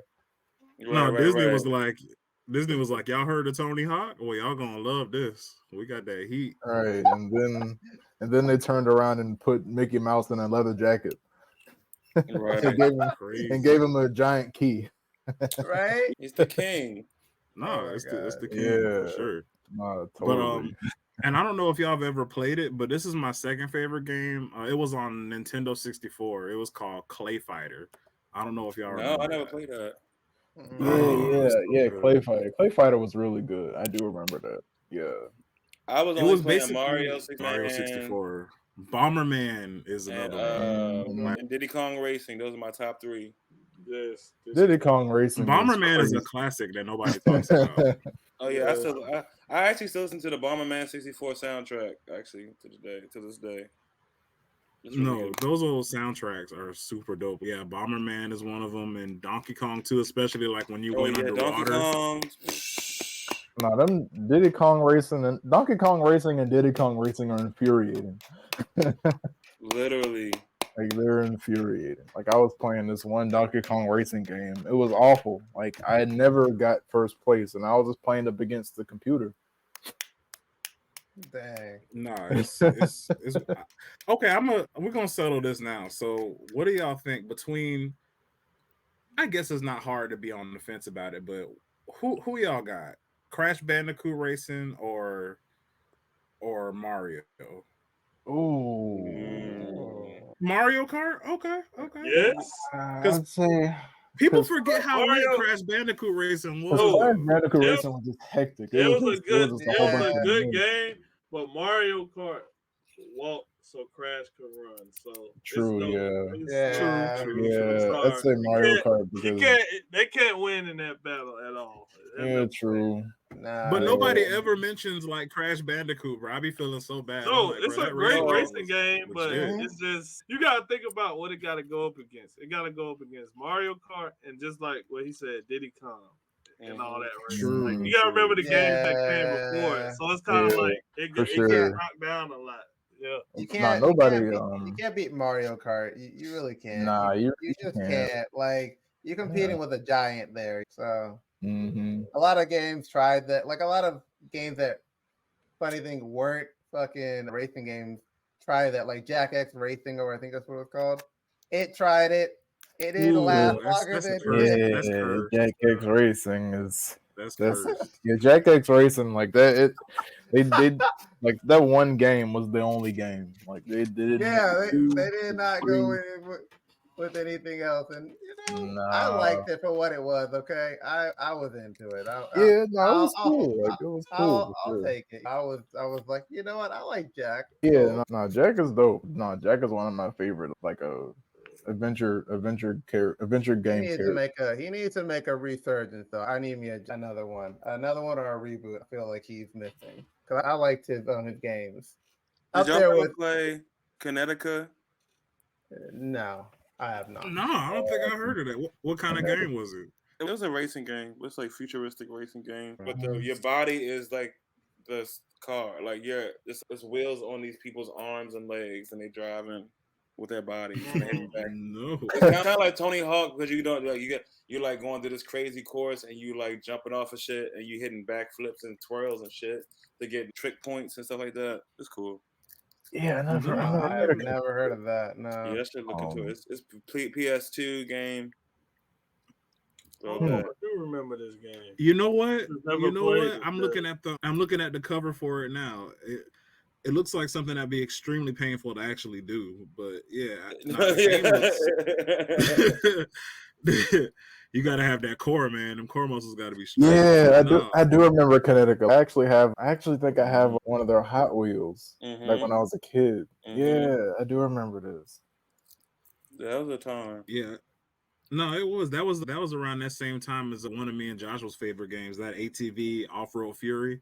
Oh, I remember that game. That thing was tough. Hey, I love that game. Yeah, I remember that game. Xbox days, man. Xbox days. Yes. And the soundtrack was tough. Yeah, I played that soundtrack was crazy. Like I got so many hours on that game. Yeah. Yes. Let's see, what's another goofy racing game? Do y'all remember Tony Hawk Downhill Jam? No. That's okay. This is when Tony Hawk started to fall off, like game wise. That's what that is.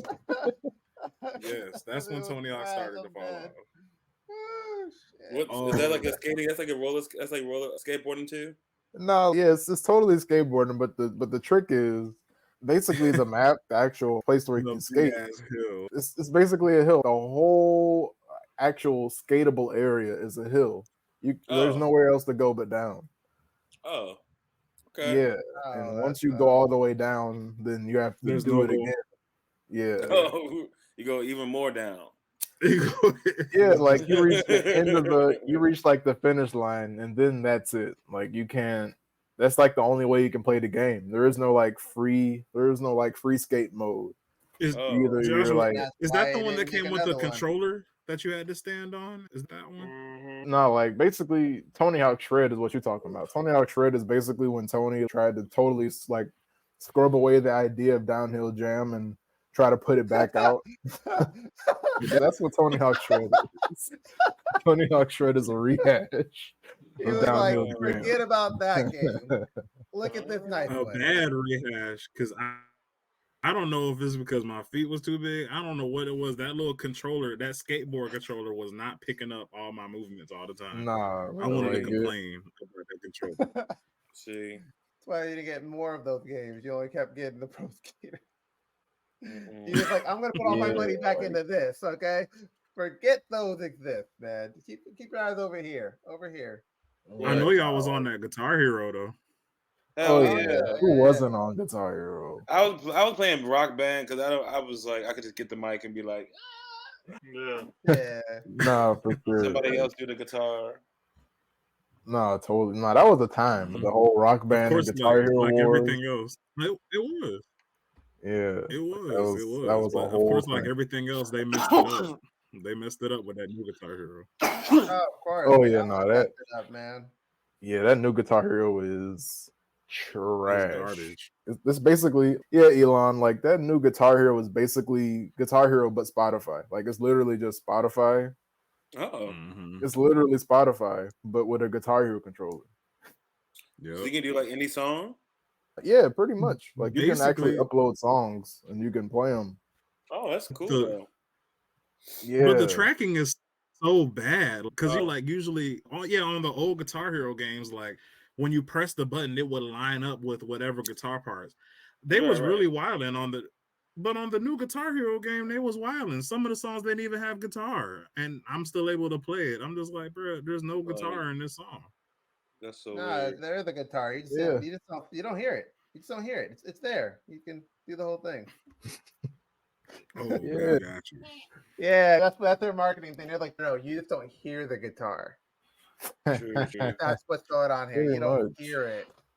Yeah, but that was the whole premise of that. And of course, it didn't work. And the whole game was online. So pretty much they had this little server, this little online server that was literally Spotify. And like pretty much when people stopped playing, the game basically became unplayable. If I were to boot up the game now, I wouldn't be able to do anything but play the songs in the story mode, which was trash, by the way. Story mode was awful. Yeah, that's lame. Why do they gotta change a good thing? Why do they gotta go, hey, the game you knew about in the past, let's change everything up, modernize it? Because like that's the same way I feel about Saint Row. We don't talk about Saints Row. I hate that new Saint Row so much. I didn't play it. I didn't get it or play it, whatever. I forgot it existed until like right now. But back in the day, Saint Row was a classic. Okay. No, it was. Once it got its feet out of GTA's shadow, it became something great. And now it's just GTA 5, the other game. No, like GTA 5 pretty much took up the market for those kind of games. And I'm so heartbroken with Saints Row. Because the funny thing is, I was one of those guys that actually preferred Saints Row over GTA. Same. I just like the hijinks. The wackiness of it was great. Yeah. The character customization was ahead for sure of its time for those kind of games. For sure, you could do almost anything in those games, especially when they put in powers. Man, I had all kinds of superpowered hero characters. Yeah, exactly. So I think I was just the only one that cared about just running around butt naked in the game, just smacking people. My whole thing was doing that, but with the violator, the big. Yes, exactly. That was my thing. Yes. Jeez, we don't talk about the violator either. Hey, that got tipped from the new game. That's why I got mad about it. I was like, "How are you gonna have a Saint Row game and not have that be an option? What are we doing here? What time do we live in? That is not an option for me to have. Yeah, we don't talk about that new Saints Row in general. That new Saints Row was awful. It was terrible, and it's defunct. Nobody plays it. I was about to say it's defunct now. Yeah, they need to just remaster the old ones and be done. Just remaster it. Give me a remastered version, or just release them on the whatever PS4, PS5, and let me play my game. Exactly. You know, that's how I feel about it too. Same, but people don't want to make it that easy. It's always some huge money pit. Just like Elon, and one of the other things that's killing me now is just how expensive these games are. Man, these games are like $74, bro. That's why I only got 2 of them right now. Not for real. Like they you can't afford it. It's crazy. No, it's insane. Little Nightmares and a fighting game. That's all I got. And like Smash Brothers or something like that. That's what I'm saying. Just keep playing Smash Bros. Because me and Joshua bought. Because he was like, "Hey, bro, you trying to buy the new Mortal Kombat?" I was like, "Yeah, let me cash up you like $40." He's like, "Nah, dog, that game is almost $75." Wait, what? You were just like, nah. Like, nah, I'm good. I'm good. Making life choices and stuff.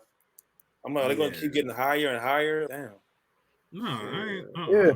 Exactly, like $70 is wild for a game. Come on, $30 away from $100. You know, exactly.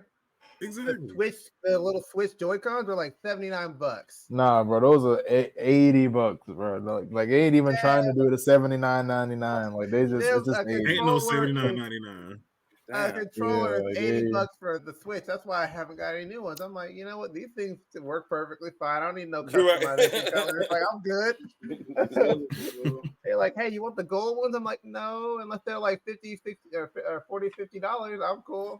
Okay, but the Animal Crossing edition Switch, they almost get my money. I ain't gonna hold you. I feel that. Yeah. Gimmicky Switches almost be getting me sometimes, and then I'm just like, that's $80, man. That's 120 out the door for sure. And the crazy thing about the Switch is, don't get me wrong, I love the Switch, but it's like if you're gonna charge me $80 for a set of new controllers, at least make sure you don't have the little stupid. Take me out on a date first, and also fix that little stupid Joy-Con drift. You know how like the Joy-Con drift is crazy. It's like how do y'all gonna charge $80 for a controller? And it has some kind of like don't really work goofy software issue. And there was a whole thing about that not too long ago, or it was like a class action lawsuit. And like all these people pretty much filed a class action lawsuit against Nintendo, and they had to give people their money back for these controllers. Nah, it's even worse is that they have a Switch game, and this is why I'm like super irritated by Nintendo, is they will not drop the old game from any of their other systems on the Switch. They have a Switch store, but they won't drop none of the old games, and they're just like, we have no intention of dropping those games on here. I'm just like, so what we doing? You have a whole store where you can have all these nice games, and you can make some money. Here's the thing, I'm throwing money at you at this point in time, and you don't want it. Like, what are we doing? Nintendo, what are we doing? You don't want money? No, they want all of the money. They're just not going to give you what you want for it. No, that's all that is. That's it right there. That's the whole thing. I'd be getting so angry with them about it because I'm like, you could make it's like Disney. It's like you can make so much money if you just stop rehashing the same stuff over and over again. You can make money because anything you put your stamp on, people are gonna go watch because it's Disney or Nintendo or whatever. People be so damn stupid. I definitely feel the same way. We just gotta keep holding on. Maybe one day when our kids have kids, they'll make a change. Not when our kids have kids. Not when the kids have kids. So it's like we all because that's when the cycle is gonna come all the way back around again.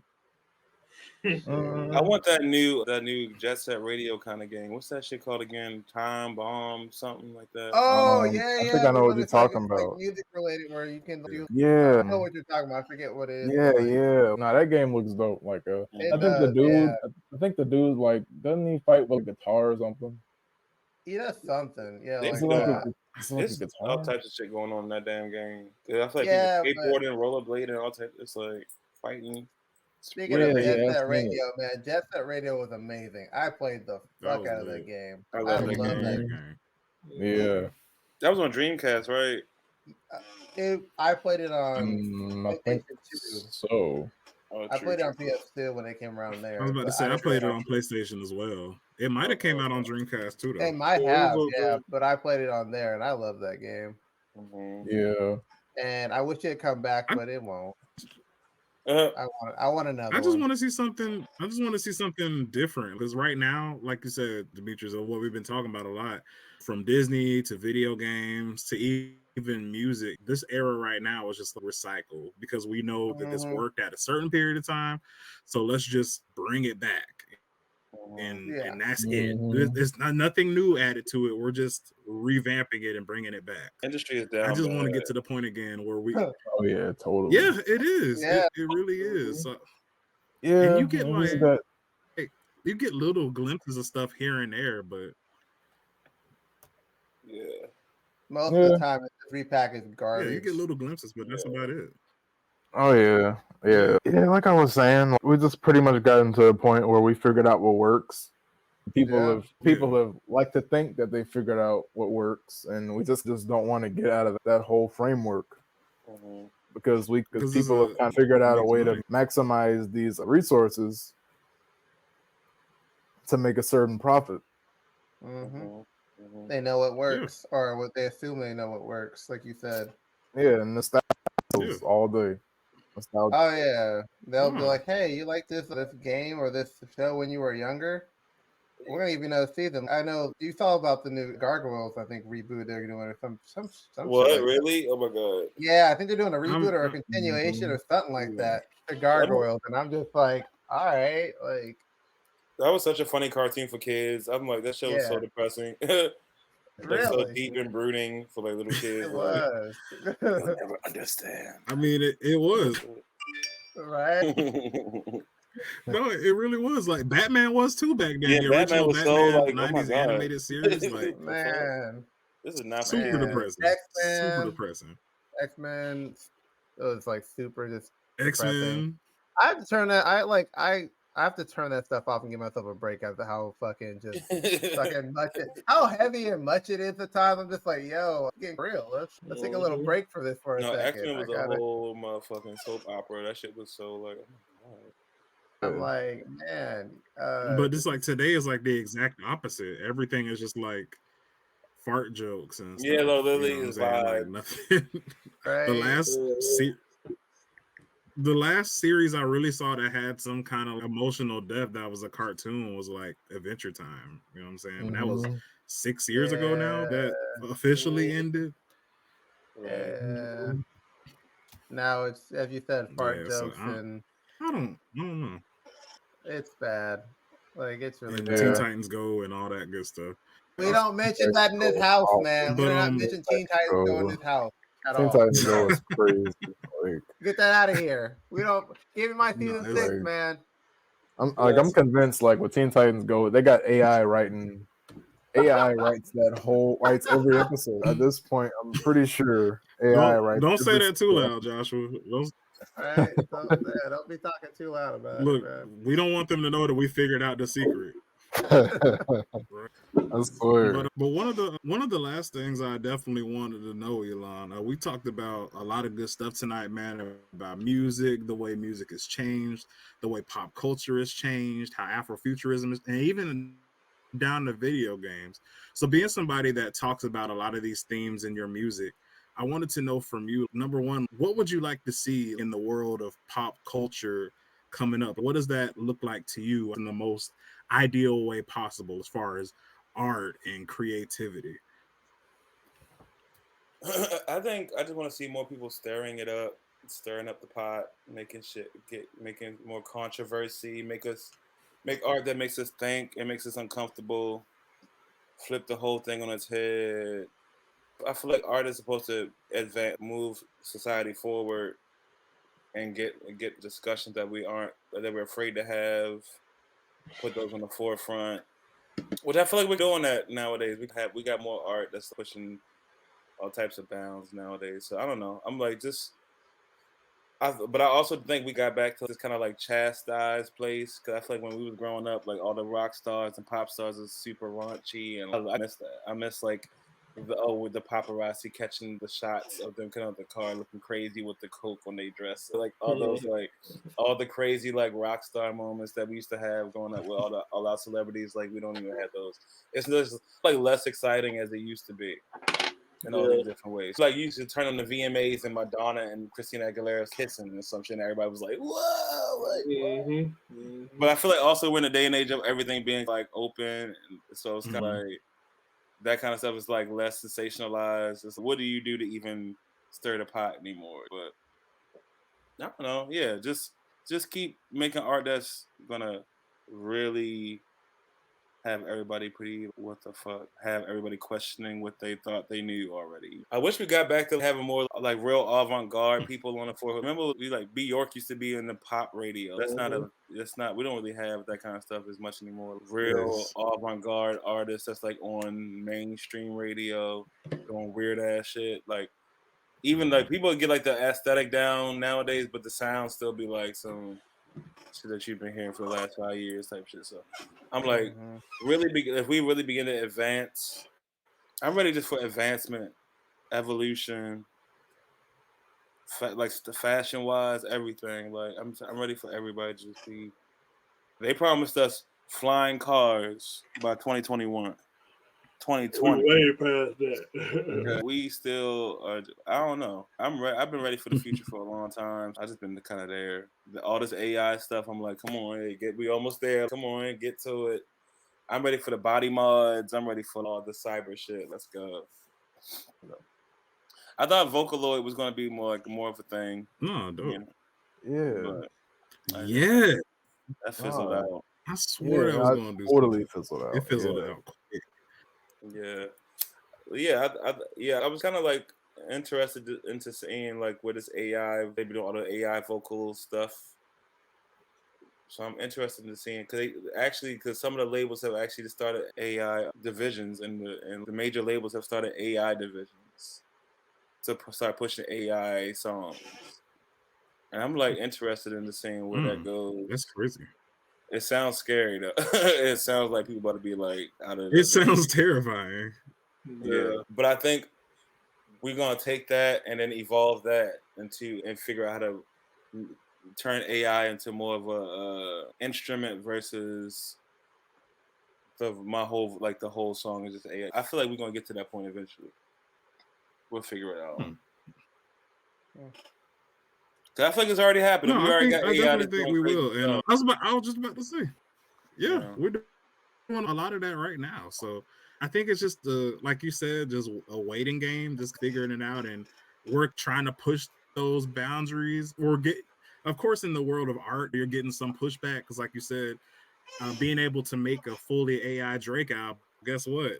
We don't need Drake for that. So people gonna be out of a job. You know what I mean? I feel like he already doing that anyway. But yeah, he already been doing that. Well, that last album. Oh man. Like I said, that last album, that might have been an AI album. I don't know. I don't know who that is. Not totally an AI album. J. Cole. He should not let J. Cole do that on his album. Yeah, he should not have. No, J. Cole destroyed him on his own album. That was insane. I love J. Cole. Yeah, J. Cole. J. Cole's great. Yeah. And Dreamville, I love all the I like it. Oh yeah, for sure. Those guys are really killing it, and they're like Earth Gang, JID, like all those dudes. I listen to Mareba too. Mareba, she's cool. Yeah, her too. I like all of them. Yes. But definitely just trying to get take us to the next level.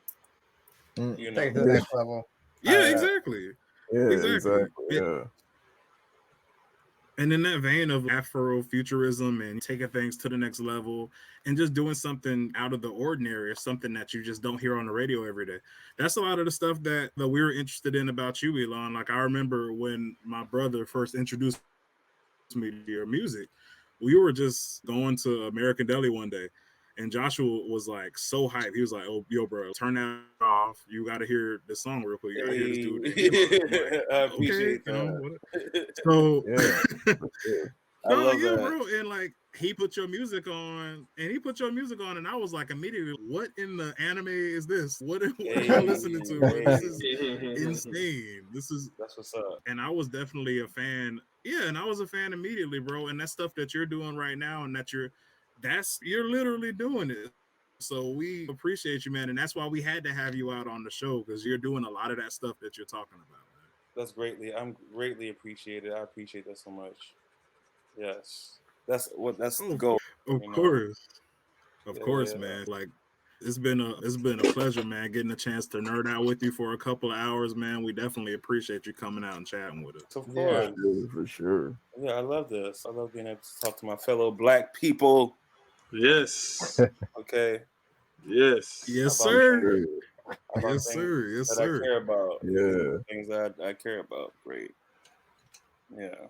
No, that's what's up. Yeah, totally. So, with that being said, Elon, the floor is yours, man. Go ahead and let our viewers and listeners know, man, all of that good stuff, like where they can follow you, what you got out right now, all of that. Just the floor is yours, bro. Okay. You can follow me on IG. My IG is _goths, GOTHS, _GOTHS. I got stuff on YouTube. Just Google me, :3 LON. There you go. Most things will pop up if you just Google it. There we go. As simple as that. Awesome. Thank you. Stay Black, stay beautiful. Hey, there you go. Amen. Amen. And no worries. For all of our viewers and listeners, we will have all of Elon's information in the description below. So no need to worry about that. And just every week, guys, guess what time it is? Shameless promotion. Oh my god, you shook the camera. Oh man. That was a little bit much. Not Joshua, shaking the table. I see you, bro. Shaking the table. It's a shame. Yes. There it is. I'm loving the vocals. I'm loving the vocals this week, Marcus. Definitely. The vocals are top notch. Where's the mixtape? All right, drop the mixtape already. Coming soon. Cool. But yes, guys, this is the shameless promotional. And of course, y'all, we are the Square Round Table podcast. And you can catch this episode as well as our other amazing episodes on our website. And that website is squareroundtablepod.fandomlim.com. And one more time, that is squareroundtablepod.fandomlim.com. All right, what you got for us, Demetrius? All right, you can follow us on our Instagram, our Twitter, or I'm sorry, X. But I'm just going to say Twitter all the time. We're just not going to ever acknowledge X. Right. X. And that pesky Facebook group, man, show us some love. We say it every single time, but nobody ever comes out there to just have a talk with us. We just want to talk about all things nerd. You can subscribe to our YouTube channel, Square Round Table Podcast. And if you like the video, hit the like button, hit the subscribe button, and hit the notification on the side of the video on the right side of the video, so you get notified of this video and future videos. And leave us a comment about anything that we talked about in this podcast. We'd love to hear your thoughts. Yes, sir. We would definitely love to hear you guys' thoughts. Anything from Afrofuturism to video games to anime, even our amazing guest this evening. If you want to talk about Elon music, please, man, we are willing to talk to you guys and nerd out. So definitely, y'all, with that being said, I would love our wonderful guests as well as everybody to introduce themselves one more time before we head out for the evening. And I am your host, Chad Singleton. And I'm your host, Dmitri. I'm your host, Josh. #yes, #no. Marcus. I'm Elon. And this has been the Square Round Table, guys. We are out. Peace.